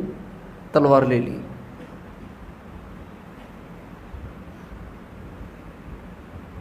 جو گرفتار کرنے آئے تھے ان کا جو سپہ سالار تھا اس نے دیکھا کہ حضرت مسلم بن عقیل رو رہے ہیں، تو اس نے کہا تم نے حرکت بھی تو ایسی کی ہے نا، اب روتے کیوں ہو؟ یزید امیر المومنین ہے اور تو آیا ہے ان سے مقابلہ کرنے کے لیے یہاں؟ تو مسلم بن عقیل نے کہا اپنے آپ پہ نہیں رو رہا ہوں، اپنے آپ پہ نہیں رو رہا ہوں۔ کہا کس پہ رو رہے ہو؟ کہا رو اس بات پہ رہا ہوں کہ امام حسین سارے اہل بیت کو لے کر کوفہ کی طرف آ رہے ہیں، میں نے ان کو خط بھی بھیج دیا ہے کہ سارا کوفہ ہمارے ساتھ ہے، مجھے ڈر لگ رہا ہے کہ مجھے تو شہید کر ہی دیا جائے گا، لیکن امام حسین اپنے سارے اہل بیت کو لے کر یہاں آ گئے تو ان کا کیا ہوگا، ان کا کیا ہوگا، اس بات پہ رو رہا ہوں۔ چنانچہ ان کو ابن زیاد کے سامنے لے جایا گیا۔ ابن زیاد نے ان کو شہید کرنے کا حکم دے دیا، اور ہانی بن عروہ جن کے گھر پہلے رہتے تھے اس کو بھی شہید کرنے کا حکم دیا، حضرت مسلم بن عقیل کو بھی شہید کرنے کا حکم دیا۔ جب مسلم بن عقیل کو شہید کرنے کا حکم دیا تو اس سے پوچھا کوئی وصیت ہے؟ کہاں وصیت ہے، 2 باتوں کی وصیت کرتا ہوں۔ ابن زیاد سے کہا 2 باتوں کی وصیت کرتا ہوں۔ ابن زیاد نے عمر ابن سعد سے کہا تم معلوم کر لو یہ کون سی 2 باتیں کہہ رہا ہے۔ تو عمر ابن سعد گھبرانے لگے، پتہ نہیں کیا کہے گا، پتہ نہیں مجھ سے نبھایا بھی جائے گا نہیں نبھایا جائے گا۔ تو ابن زیاد نے کہا تم سن لو اللہ خیر کرے گا۔ چنانچہ وہ سننے گئے تو سنا تو وہ کہنے لگے ایک وصیت تو یہ ہے کہ میرے اوپر 700 درہم قرضہ ہے، تم مجھے بے شک شہید کر دو لیکن میرا قرضہ ادا کر دینا۔ آپ اندازہ تو لگائیے کہ اہل حق کس ذہن کے لوگ ہوتے ہیں، کس مزاج کے لوگ ہوتے ہیں۔ ان کے سامنے کیا ہوتا ہے؟ ان کے سامنے دنیا نہیں ہوتی، ان کے سامنے اپنی جان نہیں ہوتی، ان کے سامنے دنیا کی عزت اور شہرت نہیں ہوتی، ان کے سامنے ہر بات میں اللہ اور اس کے رسول کا حکم ہوتا ہے اور آخرت ہوتی ہے۔ فرمانے لگے شہید کر دو لیکن 700 درہم قرضہ ہے وہ ذمے لے لو، ادا کر دو۔ اس لیے کہ ہمارے نبی کا ارشاد ہے کہ شہید کے ہر گناہ کو اللہ بخش دیتا ہے لیکن اس کا قرضہ نہیں بخشتا۔ شہید کے ہر گناہ کو اللہ بخش دیتا ہے لیکن قرضہ نہیں بخشتا۔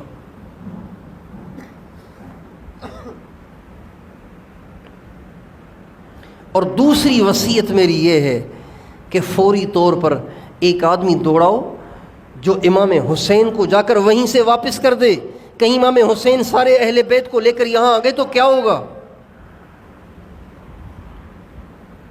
یہ دونوں وصیتیں بتائی گئیں اور انہوں نے دونوں وصیتیں اپنے ذمے لیں، اور ایک شخص انہوں نے مقرر کیا جو جا کے امام حسین کو ساری کارگزاری سنائے، اور 700 درہم اپنے ذمے لیے گئے۔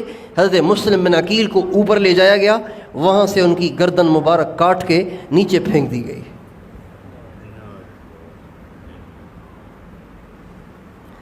حضرت مسلم بن عقیل کو جب اوپر لے کر جا رہے تھے جب اوپر لے کر جا رہے تھے اللہ اکبر کبیرہ، اہل بیت کی ہر بات آب زر سے لکھنے کی ہے۔ جب انہیں اوپر لے کر جا رہے تھے تو اب ایک شخص ہیں جو اللہ کے نبی کی اولاد میں سے ہیں، خاندان میں سے ہیں، اور اللہ کی وجہ سے شہید کیے جا رہے ہیں، حق راستے پر قائم اور دائم ہیں، کوئی سنت کے خلاف قدم نہیں اٹھا رہے۔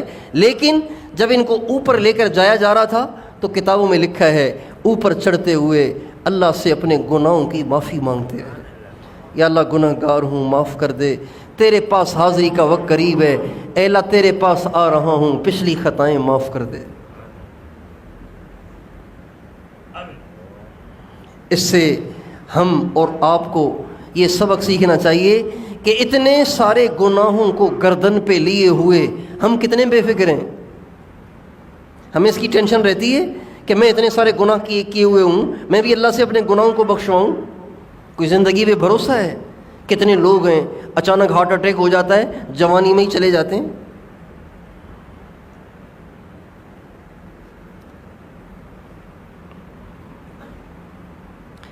ہر سال ہم یہ قصہ سناتے ہیں، ہر سال پورا قصہ سناتے ہیں، لیکن مقصود قصہ نہیں ہوتا۔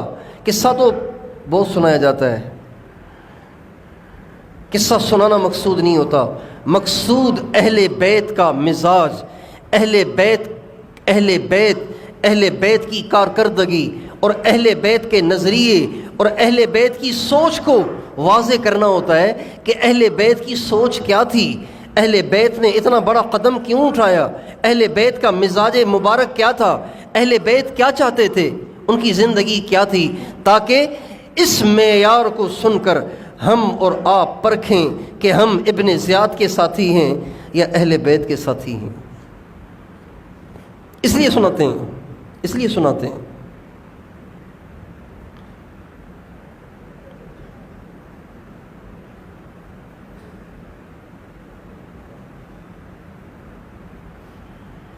ببیں تفاوت رہ از کجا استتاب کجا. آپ دیکھیں تو صحیح ہماری زندگیوں میں اور ان کی زندگیوں میں کتنا بڑا فرق ہے، کتنا بڑا فرق ہے.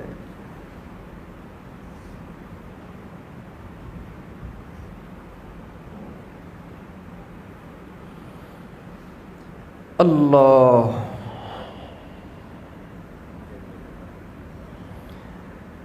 شہید کرنے کے لیے لے جائے جا رہے ہیں اور اللہ سے گناہوں کی معافی مانگ رہے ہیں. بھائی کون سا گناہ کیا ہے مسلم بن عقیل نے؟ اللہ سے گناہوں کی معافی مانگتے چلے جا رہے ہیں، یہاں تک کہ اوپر پہنچے اور اوپر پہنچتے ہی تلوار کی ایک ضرب سے ان کی گردن مبارک کو کاٹ دیا گیا اور اسے نیچے پھینک دیا گیا.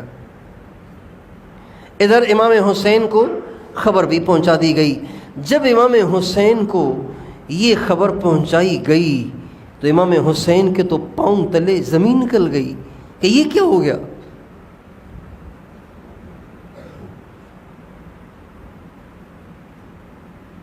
اور اپنے ساتھیوں کو جمع کیا اور پوچھا ہم جس ارادے سے نکلے تھے وہ تو کچھ اور تھا، وہ تو کچھ اور تھا، وہ تو کچھ اور تھا. وہ تھا خلافت کو قائم کرنا، حقیقی خلافت کو قائم کرنا، اللہ کے نبی کے طریقے پر، آپ کی سنت پہ خلافت کو قائم کرنا. اب خلافت کو قائم کرنے کی تو کوئی صورت ہی نہیں رہی چونکہ سارے ہی ان کے ساتھ ہو گئے. لہٰذا اب تو یہی بنتا ہے نا کہ واپس جایا جائے. بتاؤ کیا کرنا چاہیے؟ تو سب نے تو کہا کہ واپس جانا چاہیے، لیکن حضرت مسلم بن عقیل کے جو بچے ساتھ تھے وہ کہنے لگے ایسے کیسے واپس چلے جائیں، ہمارے ابا شہید ہو گئے ہم واپس چلے جائیں؟ ایسے کیسے جائیں گے، ہم نہیں جائیں گے واپس. جہاں ہمارے ابا قربان ہو گئے ہم بھی وہیں قربان ہوں گے یا پھر کچھ کر کے آئیں گے. جب انہوں نے یوں کہا تو امام حسین نے کہا بس پھر میں بھی تمہارے ساتھ ہوں. جب تم جانا ہی چاہتے ہو تو میں تمہیں تنہا کیسے جانے دے دوں گا، میں بھی تمہارے ساتھ ہوں. یہ کہہ کر چل پڑے. لیکن صورتحال واضح ہو گئی تھی کہ ہم کدھر جا رہے ہیں اور ہم سے اور ہمارے ساتھ کیا ہونے جا رہا ہے. یہ صورتحال واضح ہوتی چلی گئی. آگے گئے تو چلتے چلتے دور سے غبار اٹھتا ہوا نظر آیا. آگے گئے تو حر بن یزید، یہ وہ یزید نہیں یہ اور یزید ہے، حر بن یزید وہ ایک لشکر لے کر امام حسین کے سامنے آیا اور امام حسین سے کہا کہ مجھے حکم ہوا ہے آپ کے پاس آنے کا اور آپ کو یہیں روک کر رکھنے کا، کہ آپ کو یہاں سے ہلنے نہ دوں، آپ کو یہاں روک کے رکھوں. ابن زیاد خود آئے گا، وہ آ کر آپ سے معاملہ سلجھائے گا، پھر جو بھی ہوگا سو ہوگا.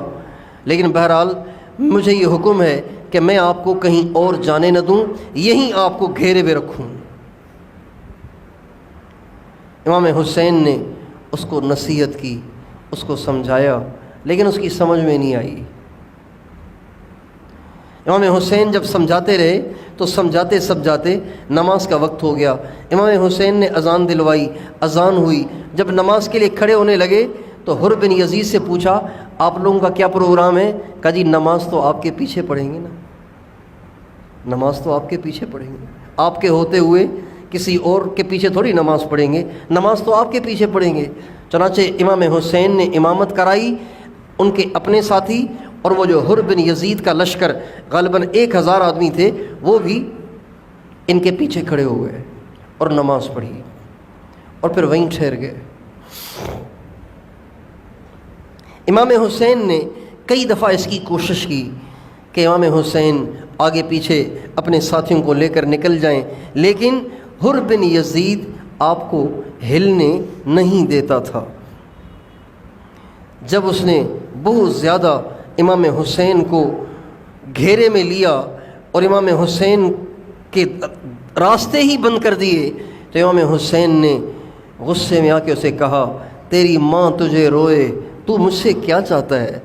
تو حر بن یزید نے کہا اور کوئی میری ماں کا نام لے لیتا تو میں بھی اس کی ماں کا نام لے لیتا، لیکن آپ کی ماں تو وہ خاتون ہیں کہ جن کا نام عزت کے سوا لیا ہی نہیں جا سکتا، لہٰذا میں آپ کی اس بات پہ صبر کر لیتا ہوں۔ مگر اس نے راستہ نہیں دیا۔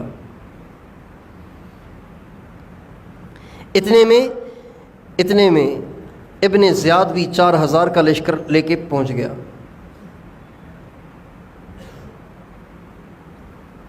اور ابن زیاد کا مطالبہ یہ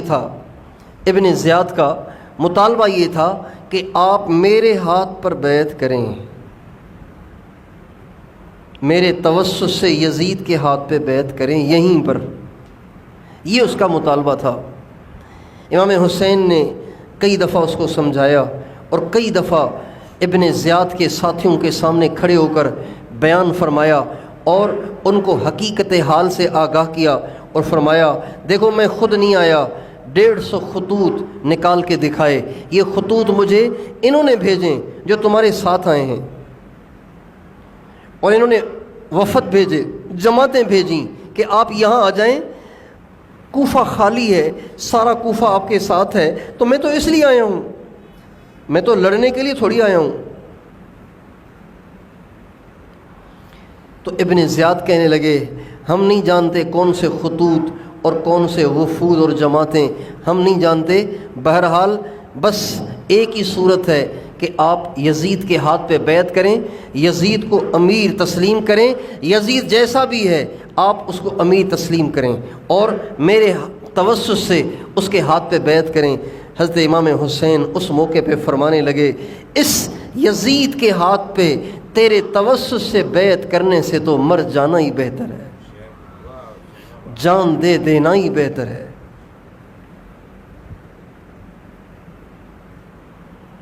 امام حسین نمازیں پڑھتے رہے، پڑھاتے رہے، ہر نماز کے ساتھ خطبہ دیتے رہے اور ان کو بتاتے رہے کہ دیکھو تم میرا خون نہ بہاؤ، تم میرے دشمن نہ بنو، تم میرے ساتھ عداوت نہ کرو، تم آج بھی کچھ صحابہ دنیا میں زندہ ہیں، فلاں شہروں میں وہ صحابہ موجود ہیں، تم جا کے ان سے پوچھو کہ اللہ کے نبی نے میرے بارے میں فرمایا کہ نہیں فرمایا کہ حسین جنت کے جوانوں کا سردار ہے اور اس کی والدہ فاطمہ ساری جنت کی عورتوں کی سردارن ہے، لہٰذا تمہارے لیے یہ کسی صورت میں جائز نہیں ہے کہ تم میرا خون بہاؤ۔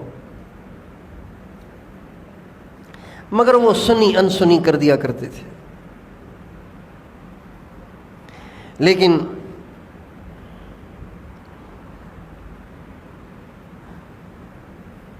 ایک موقع ایسا آیا کہ عمر ابن سعد اور ابن زیاد کا دل کچھ نرم پڑ گیا۔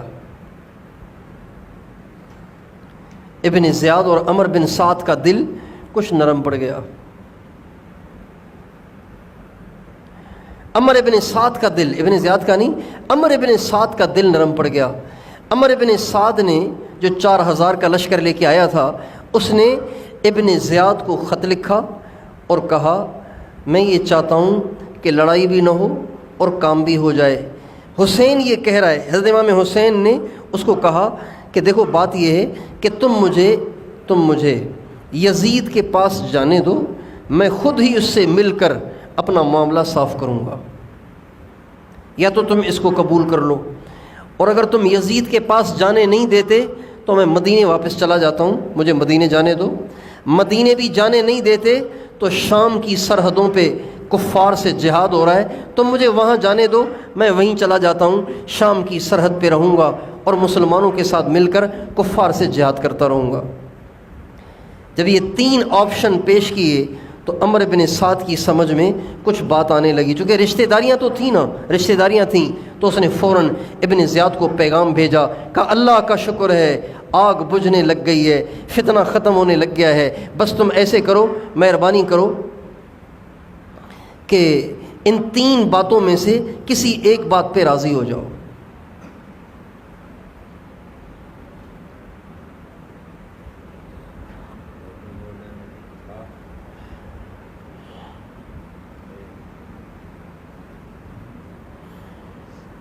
اس کے جی میں بھی یہی بات آ گئی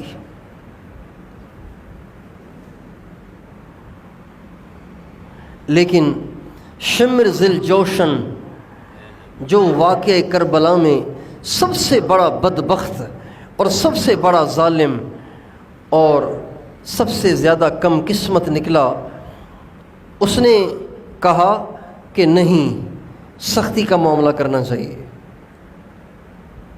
اور اس نے کہا اگر آپ آج اس کو جانے دے رہے ہیں واپس مدینے یا سرحدوں کی طرف، تو دیکھنا یہ تمہارے لیے ایسا فتنہ کھڑا کرے گا امام حسین کے بارے میں جس فتنے کا تم پھر کبھی مقابلہ ہی نہیں کر سکو گے، لہٰذا یہیں معاملے کو وائنڈ اپ کرو، یہیں معاملے کو واضح کرو اور ختم کرو۔ کہ کیا کرنا چاہیے؟ کہ یا تو بیعت کرے، یہیں پر بیعت کرے، یزید کے پاس جانے کی ضرورت نہیں ہے، یہیں بیعت کرے یا پھر اسے قتل کر دو۔ چنانچہ شمر یہ خط لے کر عمر بن سعد کے پاس پہنچا، ابن زیاد کا، اور اس خط میں لکھا ہوا تھا یا تو تم حسین کا راستہ تنگ کر دو اور اس سے بیعت لو یزید کے ہاتھ پر، اگر وہ بیعت نہیں ہوتا تو اس کا پانی بھی بند کر دو، اس کے راستے بھی بند کر دو اور اس کو قتل بھی کر دو اور اس کے مبارک جسم پہ گھوڑے بھی دوڑا دو، اور اگر تم یہ نہیں کرو گے یہ شمر تمہارے ساتھ ہے، یہ دیکھے گا کہ تم جو میں کہہ رہا ہوں وہ کرتے ہو کہ نہیں کرتے۔ جب یہ خط پہنچا اور شمر لے کر آیا تو عمر بن سعد سمجھ گئے کہ یہ ساری اس کم بخت کی شرارت ہے کہ جس نے ابن زیاد کو مزید غصہ دلایا ہے۔ چنانچہ عمر بن سعد کہنے لگے شمر ذل جوشن سے کہ مسلمانوں کا کلمہ ایک ہو رہا تھا، فتنے کی آگ بجھ رہی تھی، خام خواہ تم نے ابن زیاد کا دماغ خراب کر کے اتنی بڑی مصیبت کھڑی کر دی۔ اس نے کہا بہرحال جو کچھ بھی ہے یہی کرنا ہوگا۔ چنانچہ جو ہی شمر آیا تو امام حسین کا پانی بند کر دیا گیا۔ دریائے فرات پہ سپاہی کھڑے کر دیے گئے اور چاروں طرف سے ان کو گھیر لیا گیا کہ یہ آگے پیچھے نہ ہوں، بھاگ بھی نہ سکیں۔ اور شمر کے آتے ہی عمر بن سعد نے اپنے لشکر کو امام حسین کے خیموں کی طرف آگے بڑھایا۔ یہ 9 محرم اور جمعرات تھی، شام کا وقت تھا۔ جب وہ آگے بڑھنے لگے تو حضرت امام حسین نے اپنے بھائی حضرت عباس جو حضرت علی کے بیٹے تھے دوسری اہلیہ سے، ان سے کہا آپ ان سے بات کریں اور ان سے کہیں کہ ابھی ہم نہیں لڑیں گے، ایک رات کی ہمیں مہلت دو، آج رات کو ہم اللہ سے اپنے گناہوں کو بخشوائیں گے اور آخری رات ہے، قرآن پڑھ کے اللہ کو راضی کریں گے، اس لیے کہ اللہ کو پتہ ہے کہ حسین کو تلاوت سے بڑی محبت ہے۔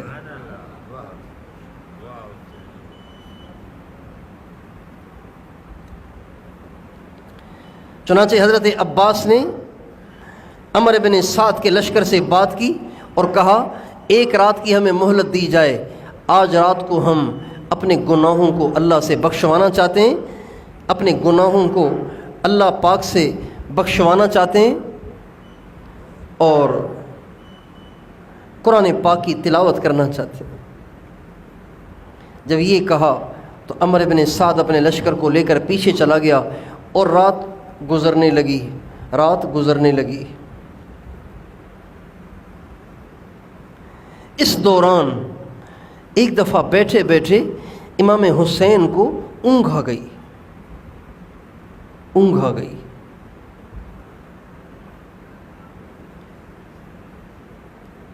تو اس ہلکی سی نیند میں انہوں نے خواب دیکھا کہ کوئی کہنے والا کہہ رہا ہے یہ قافلہ ایسا قافلہ ہے کہ ان کی موت بھی ان کے ساتھ جا رہی ہے۔ یہ آواز سنتے ہی ایک دم جو نیند سے اونگ سے بیدار ہوئے تو چیخ نکل گئی، امام حسین کی چیخ نکل گئی۔ جب چیخ نکلی تو حضرت علی اکبر جو امام حسین کے بڑے بیٹے تھے، انہوں نے جب یہ چیخ سنی تو کہا ابو کیا ہوا؟ کہا بیٹا ابھی مجھے اونگ آئی تھی، ابھی مجھے اونگ آئی تھی، ابھی مجھے اونگ آئی تھی، اور اس اونگ میں ایک کہنے والا کہہ رہا تھا یہ لوگ جا رہے ہیں، ان کی موت بھی ان کے ساتھ جا رہی ہے، اس لیے چونکتے ہوئے میری آواز نکل گئی۔ تو حضرت علی اکبر کہنے لگے ابو کیا ہم حق پہ نہیں جا رہے؟ کہ ہم جس راستے پہ چلے ہیں یہ راستہ حق کا راستہ نہیں ہے؟ کہا بیٹا راستہ تو حق کا ہے۔ کہا ابو پھر آپ گھبراتے کیوں ہیں؟ حق راستے میں جان دینی پڑ بھی گئی تو ہم جان بھی دے دیں گے۔ امام حسین کہنے لگے بیٹا آج تو نے بیٹا ہونے کا حق ادا کر کے میرے حوصلے کو بہت بلند کر دیا۔ آخری رات ہے، جمعے کی رات ہے، اور دشمنوں سے مہلت لے لی گئی ہے۔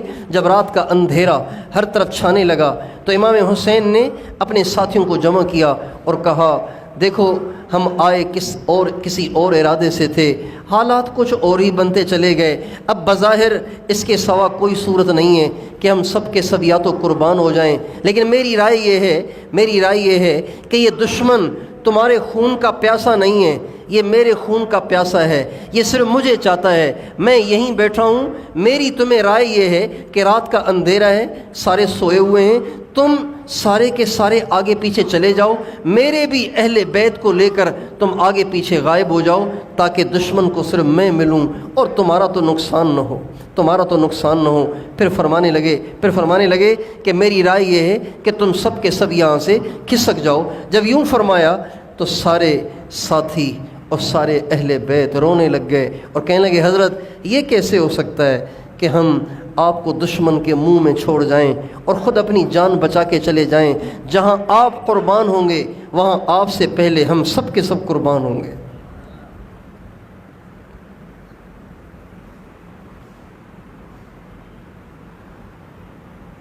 چنانچہ وہ رات ساری رات دعاؤں میں، گناہوں، استغفار میں، اب امام حسین کے تو کوئی گناہ نہیں ہے لیکن یہ بعد والوں کے لیے ایک بہت بڑا سبق چھوڑ کے چلے گئے، بعد والوں کو ایک بہت بڑی تنبیہ کر کے چلے گئے کہ جب ہم آخرت کے لیے اتنے پریشان اور فکر مند ہیں تو تمہیں آخرت کے لیے کتنا پریشان اور فکر مند ہونا چاہیے۔ ساری رات قرآن پڑھتے رہے، دعائیں کرتے رہے، استغفار کرتے رہے۔ صبح حضرت امام حسین اپنی تلوار کو صاف کر رہے تھے، صاف کرتے کرتے اونگ آ گئی۔ اونگ آتے ہی اللہ کے محبوب کی زیارت ہوئی اور کہا حسین گھبرانا نہیں، اب تم میرے پاس آ رہے ہو، حسین گھبرانا نہیں، تم میرے پاس آ رہے ہو۔ جو ہی آنکھ کھلی اپنے اہل بیت کو بتایا کہ مجھے ابھی نانا ابا کی زیارت ہوئی تھی اور میں نے نانا ابا مجھے فرما رہے تھے حسین گھبرانا نہیں، اب تم میرے پاس آ رہے ہو۔ جو ہی یوں کہا تو حضرت زینب کی چیخ نکل گئی، وہ رونے لگیں۔ جب وہ رونے لگیں تو حضرت امام حسین فرمانے لگے اللہ رحم کرے ابن عباس پہ، اس نے صحیح کہا تھا کہ عورتوں کو نہ لے کے جاؤ، اس نے صحیح کہا تھا کہ عورتوں کو نہ لے کے جاؤ۔ پھر آپ نے حضرت زینب سے فرمایا کہ میری بہن میں تمہیں اللہ کا واسطہ دیتا ہوں، اے میری بہن، یا اخیتی، اے میری چھوٹی بہن، میں تمہیں اللہ کا واسطہ دیتا ہوں، اگر میں شہید ہو جاؤں تو تم ماتم نہ کرنا، اپنے چہرے کو نہ پیٹنا، اپنے بال نہ نوچنا، اپنے چہرے پہ تماچے نہ مارنا، شور نہ مچانا، صبر کرنا، اس لیے کہ میرا باپ مجھ سے بہتر تھا، وہ شہید ہوا، میرا بھائی مجھ سے بہتر تھا، وہ شہید ہوا، اگر میں بھی شہید ہو گیا تو کوئی نقصان کی بات نہیں ہے، اس لیے کہ میں بھی اپنے نانا سے جا ملوں گا اور اپنی امی سے، اپنے ابو سے جا ملوں گا، اس لیے تم بجائے واویلا کرنے کے صبر کرنا، برداشت کرنا۔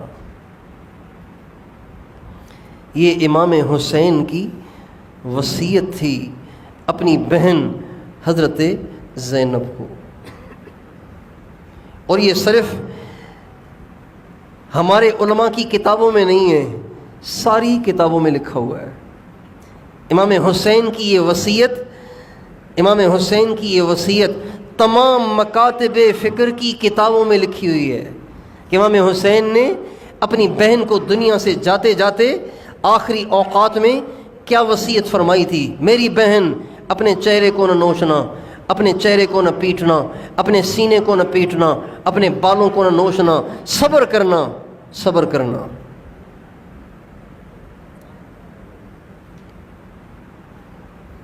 چنانچہ صبح ہوئی اور دشمن لشکر لے کر آ گیا اور امام حسین کے ساتھی بھی تیار ہو کر آگے آ کر کھڑے ہو گئے.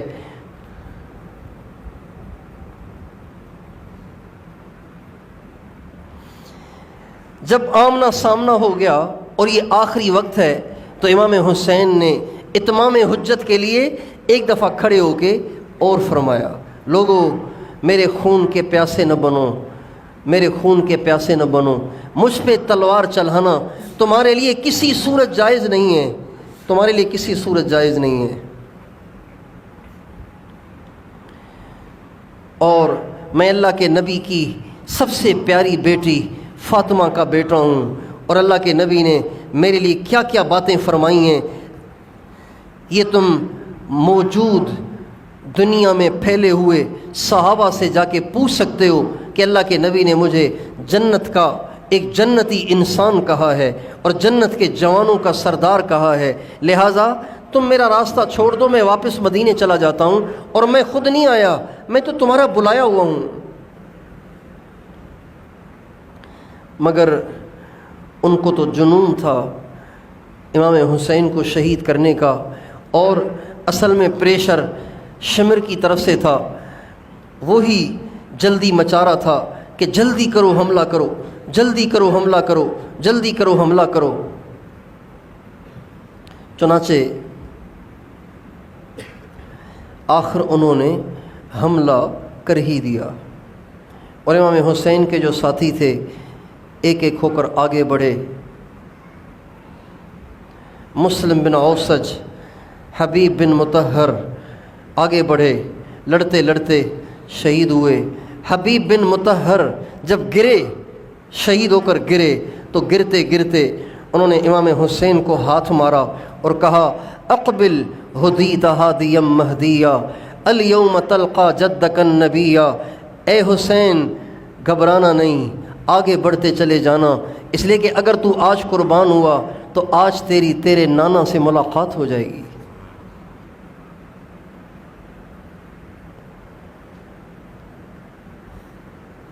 الیوم تلقا جدک النبیا، آج تیرے نانا سے ملاقات ہو جائے گی. وحسنا والمرتضی علیہ، آج تیرے بھائی حسن سے بھی ملاقات ہونے والی ہے، تیرے بابا علی سے بھی ملاقات ہونے والی ہے، تو گھبرانے کی تو بات ہی نہیں. یہ کہہ کر وہ شہید ہو گئے.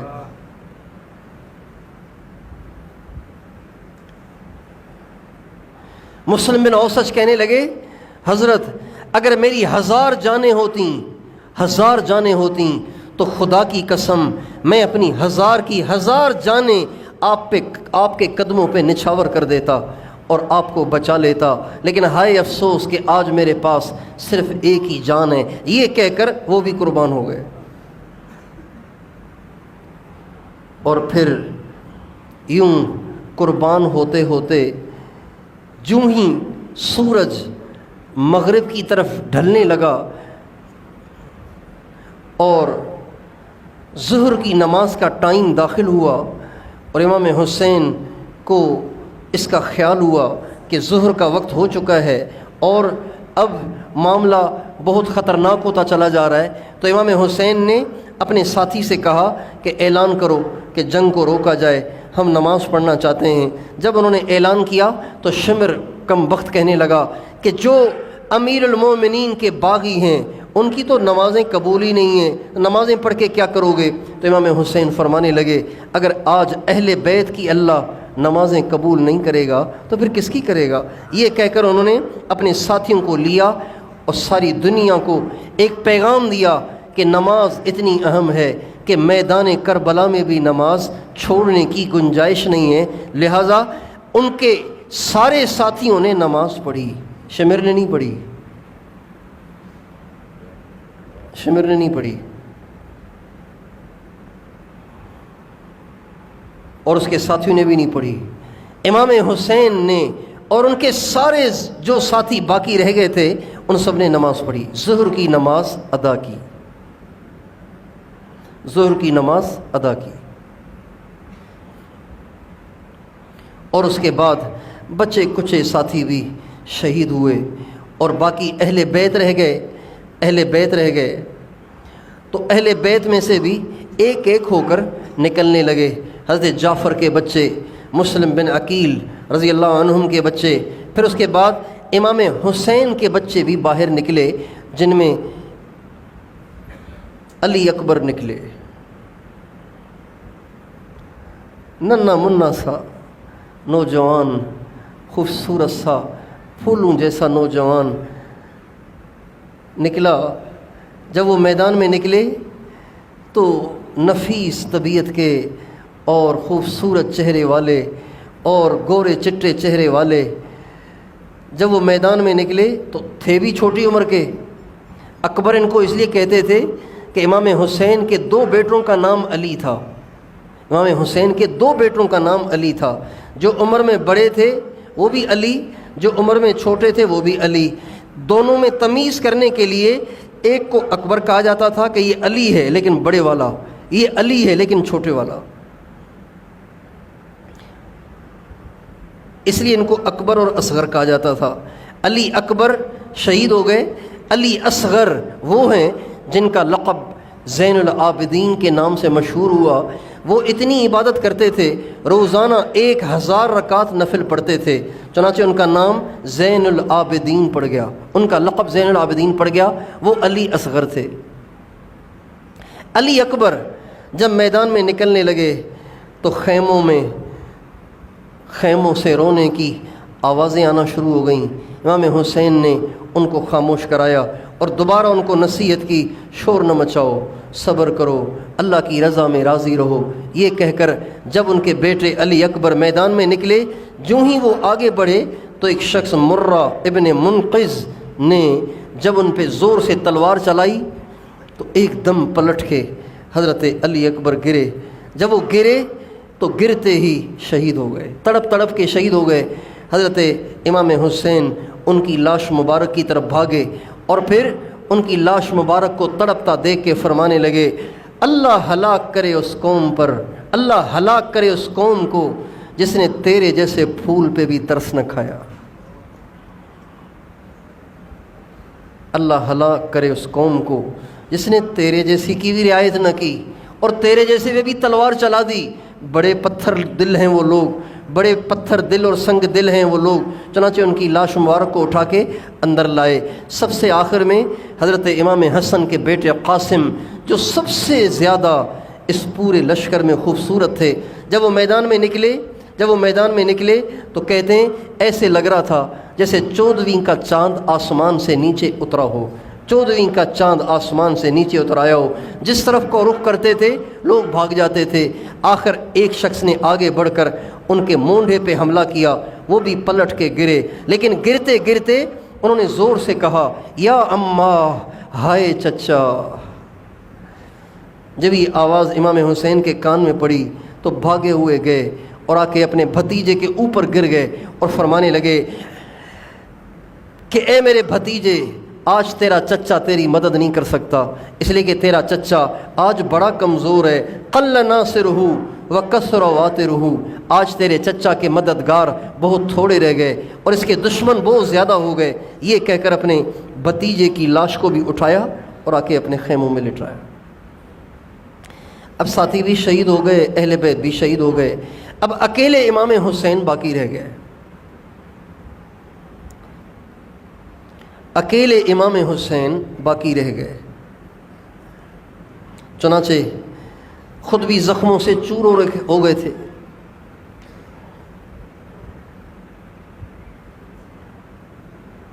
زخموں سے چور ہو گئے تھے، اور پیاس بھی بہت ستا رہی تھی کہ 3 دن سے پانی نہیں پیا تھا۔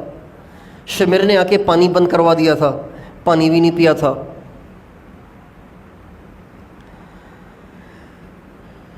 اپنے خیمے میں داخل ہوئے، وہ جو جنگ کی ٹوپی ہوتی ہے نا لوہے کی، اس کو اتارا اور اپنے سر پہ پگڑی باندھی۔ پگڑی باندھ کے میدان کی طرف جب نکلنے لگے تو پیاس کی وجہ سے بالکل قدم اٹھ نہیں رہے تھے، نڈھال ہو رہے تھے۔ تو سوچا کہ چند گھونٹ پانی پی لوں پھر میدان کی طرف چلا جاؤں۔ چنانچہ دریائے فرات کی طرف بڑھے پانی پینے کے لیے۔ راستے میں کچھ لوگوں نے ان کا راستہ روکنا چاہا، لیکن امام حسین نے بڑی دلیری سے ان سب کو تلوار سے بھگایا اور پانی تک پہنچی گئے۔ جب دریا سے پانی کا چلو بھر کر منہ کی طرف لے گئے تو ایک شخص نے دور سے امام حسین کے گلے کا نشانہ بنا کے ایک تیر پھینکا جو ادھر گلے میں آ کے لگا، اور وہ چلو جو پہلے پانی سے بھرا ہوا تھا اب وہ خون سے بھر گیا، اور امام حسین وہ پانی نہ پی سکے اور آسمان کی طرف دیکھ کے کہنے لگے، اے اللہ میں تیری رضا پہ راضی ہوں، لیکن اللہم احصہم عددا وقتلہم بددا، اے اللہ ان میں سے ایک ایک کو دیکھ، ان میں سے ایک ایک کو گن، اور ان میں سے ایک ایک کو ہلاک کر، ولا تذر منہم احدا، کسی ایک کو نہ چھوڑنا، سب سے بدلے لینا۔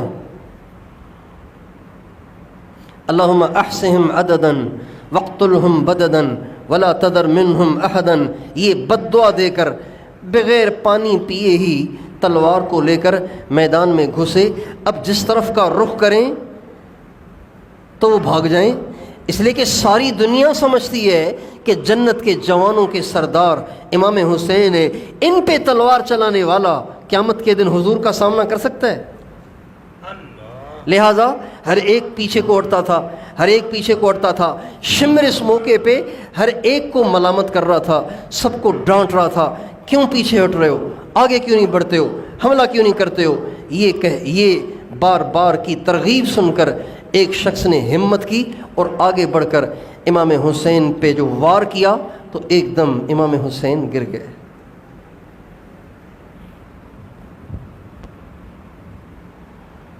شمر نے خولی بن یزید سے کہا آگے چل کر گردن کاٹ، آگے بڑھ کر گردن بھی کاٹ دے۔ خولی بن یزید جب آگے بڑھا اور اس نے گردن مبارک کو الگ کرنا چاہا تو اس کے ہاتھ کانپ گئے، وہ پیچھے ہٹا۔ سنان بن انس ایک اور شخص ہے، اس کو اتنی ہمت ہو گئی کہ وہ آگے بڑھا اور امام حسین کے سر مبارک کو بھی تن سے جدا کر دیا۔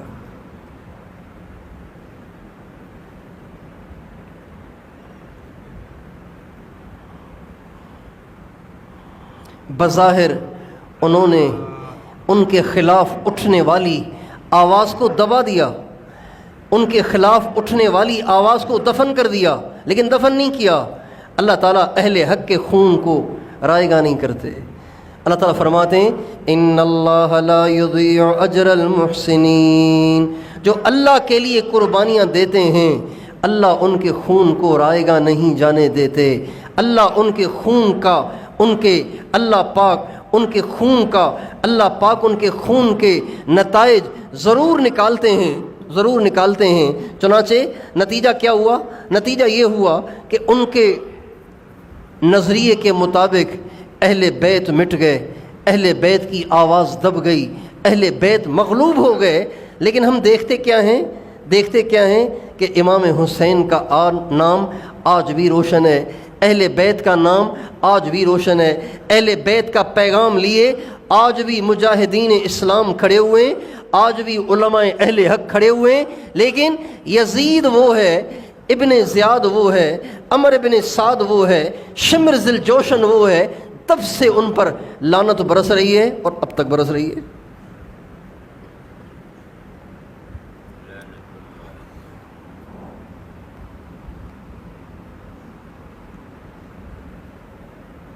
وہ لوگ بڑے خوش قسمت ہوتے ہیں جن کو اللہ تعالیٰ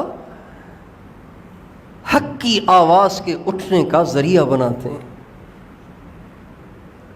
حق کی آواز کے اٹھنے کا ذریعہ بناتے ہیں۔ اگر امام حسین اپنا ہاتھ یزید کے ہاتھ میں دے دیتے، اسے امیر تسلیم کر لیتے، اس کا نقصان پتہ ہے کیا ہوتا؟ اس کا نقصان یہ ہوتا کہ یزید کا اچھا برا اچھا ہی شمار ہوتا، یزید کی ساری باتیں آگے چلتی اور امت مسلمہ میں اس کی نحوست سے جو بے دینی پھیلتی، اور جب امت مسلمہ دیکھتی کہ کسی نے آواز بھی نہیں اٹھائی تو اس کا مطلب یہ سب ٹھیک ہے، جب یہ سب ٹھیک ہے تو سارے یہ کرنے لگ جاتے، اور ہوتے ہوتے ہمیشہ کے لیے حق کا نور بجھ جاتا۔ لیکن امام حسین نے اپنی قربانی دی، اپنے خاندان کی قربانی دی، امت مسلمہ کے لیے ایک پیغام چھوڑ گئے کہ حق وہ نہیں ہے جو یزید کے پاس ہے، حق وہ نہیں ہے جو یزید کر رہا ہے، حق وہ نہیں ہے جو یزید اور اس کے ساتھی کر رہے ہیں، حق وہ ہے جس کو لے کر حسین مکے سے کوفہ کو چلے تھے۔ یہ ایک پیغام چھوڑ گئے۔ اسی پیغام کی روشنی میں آج تک اہل حق کفر کے سامنے اور اہل باطل کے سامنے، چاہے وہ مسلمان ہوں چاہے وہ کافر ہوں، ان کے سامنے برسر پیکار ہیں۔ ان ساری آج تک اور قیامت تک کی جانے والی قربانیوں کا اجر اللہ تعالیٰ امام حسین کے صحیفے میں لکھتے رہیں گے، یہاں تک کہ آخری دور میں جب امام مہدی آئیں گے اور امام مہدی مسلمانوں میں سے جو فاسق فاجر ہوں گے ان سے بھی جہاد کریں گے، عیسائیوں سے بھی جہاد کریں گے، یہودیوں سے بھی جہاد کریں گے۔ ان سارے جہادوں کا اجر بھی اللہ تعالیٰ امام حسین کے کھاتے میں ڈالیں گے۔ تو بھائیو، حق پہ رہنا اور حق پہ جینا اور حق پہ مرنا، یہی امام حسین کا پیغام ہے، یہی امام حسین کا طریقہ اور مزاج ہے، یہی اہل بیت کا مزاج ہے کہ دین قربان نہ ہو، باقی سب کچھ قربان ہو جائے۔ تو میں اور آپ یہ نیت کریں کہ ہم بھی اپنی زندگی میں کبھی کوئی اللہ کے حکم اور نبی پاک علیہ السلام کی سنت کی قربانی نہیں دیں گے، سب کچھ کو قربان کریں گے لیکن دین کو قربان نہیں کریں گے۔ تیار ہیں انشاءاللہ؟ اگر آپ آج کی اس مجلس کے بعد سنت کی خلاف ورزیاں چھوڑ دیں، اللہ کے حکم کی خلاف ورزیاں چھوڑ دیں، نمازوں کا اہتمام شروع کر دیں، ہیلے اور بہانے اور بددیانتی چھوڑ دیں اور جھوٹ سے توبہ کر لیں، سنت کے خلاف زندگی گزارنے سے توبہ کر لیں، تو اس قصے سنانے کا فائدہ ہوا۔ اور اگر آپ نے قصہ تو سن لیا لیکن اپنی زندگی کو نہ پلٹا تو اس کا مطلب یہی ہوگا کہ قصہ سن لیا لیکن زندگی تو یزید ہی کی پسند ہے، طریقہ تو ابن زیاد ہی کا پسند ہے۔ تو کیا خیال ہے، کرتے ہیں سارے توبہ؟ آج تک جو اللہ کے حکم اور نبی پاک علیہ السلام کے طریقے کی خلاف ورزیاں ہوئیں اس پہ توبہ کرتے ہیں انشاءاللہ؟ آئندہ بچیں گے؟ نماز کون کون پانچوں پابندی سے پڑھا کرے گا؟ پانچوں نمازیں پڑھو، فجر میں بھی آیا کرو۔ ہمارے محلے کے یہاں بیٹھے ہوئے ہیں، ان سے دست بستہ درخواست ہے، فجر میں آیا کرو۔ مغرب میں صحن بھر جاتا ہے، فجر میں ایک صف مشکل سے بن پاتی ہے۔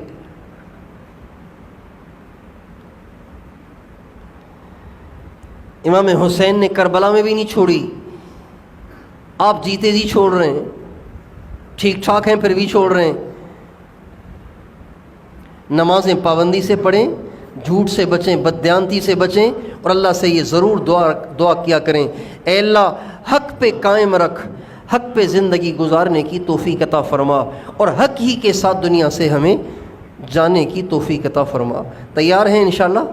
اللہ تعالی ہم سب کو توفیق عطا فرمائے۔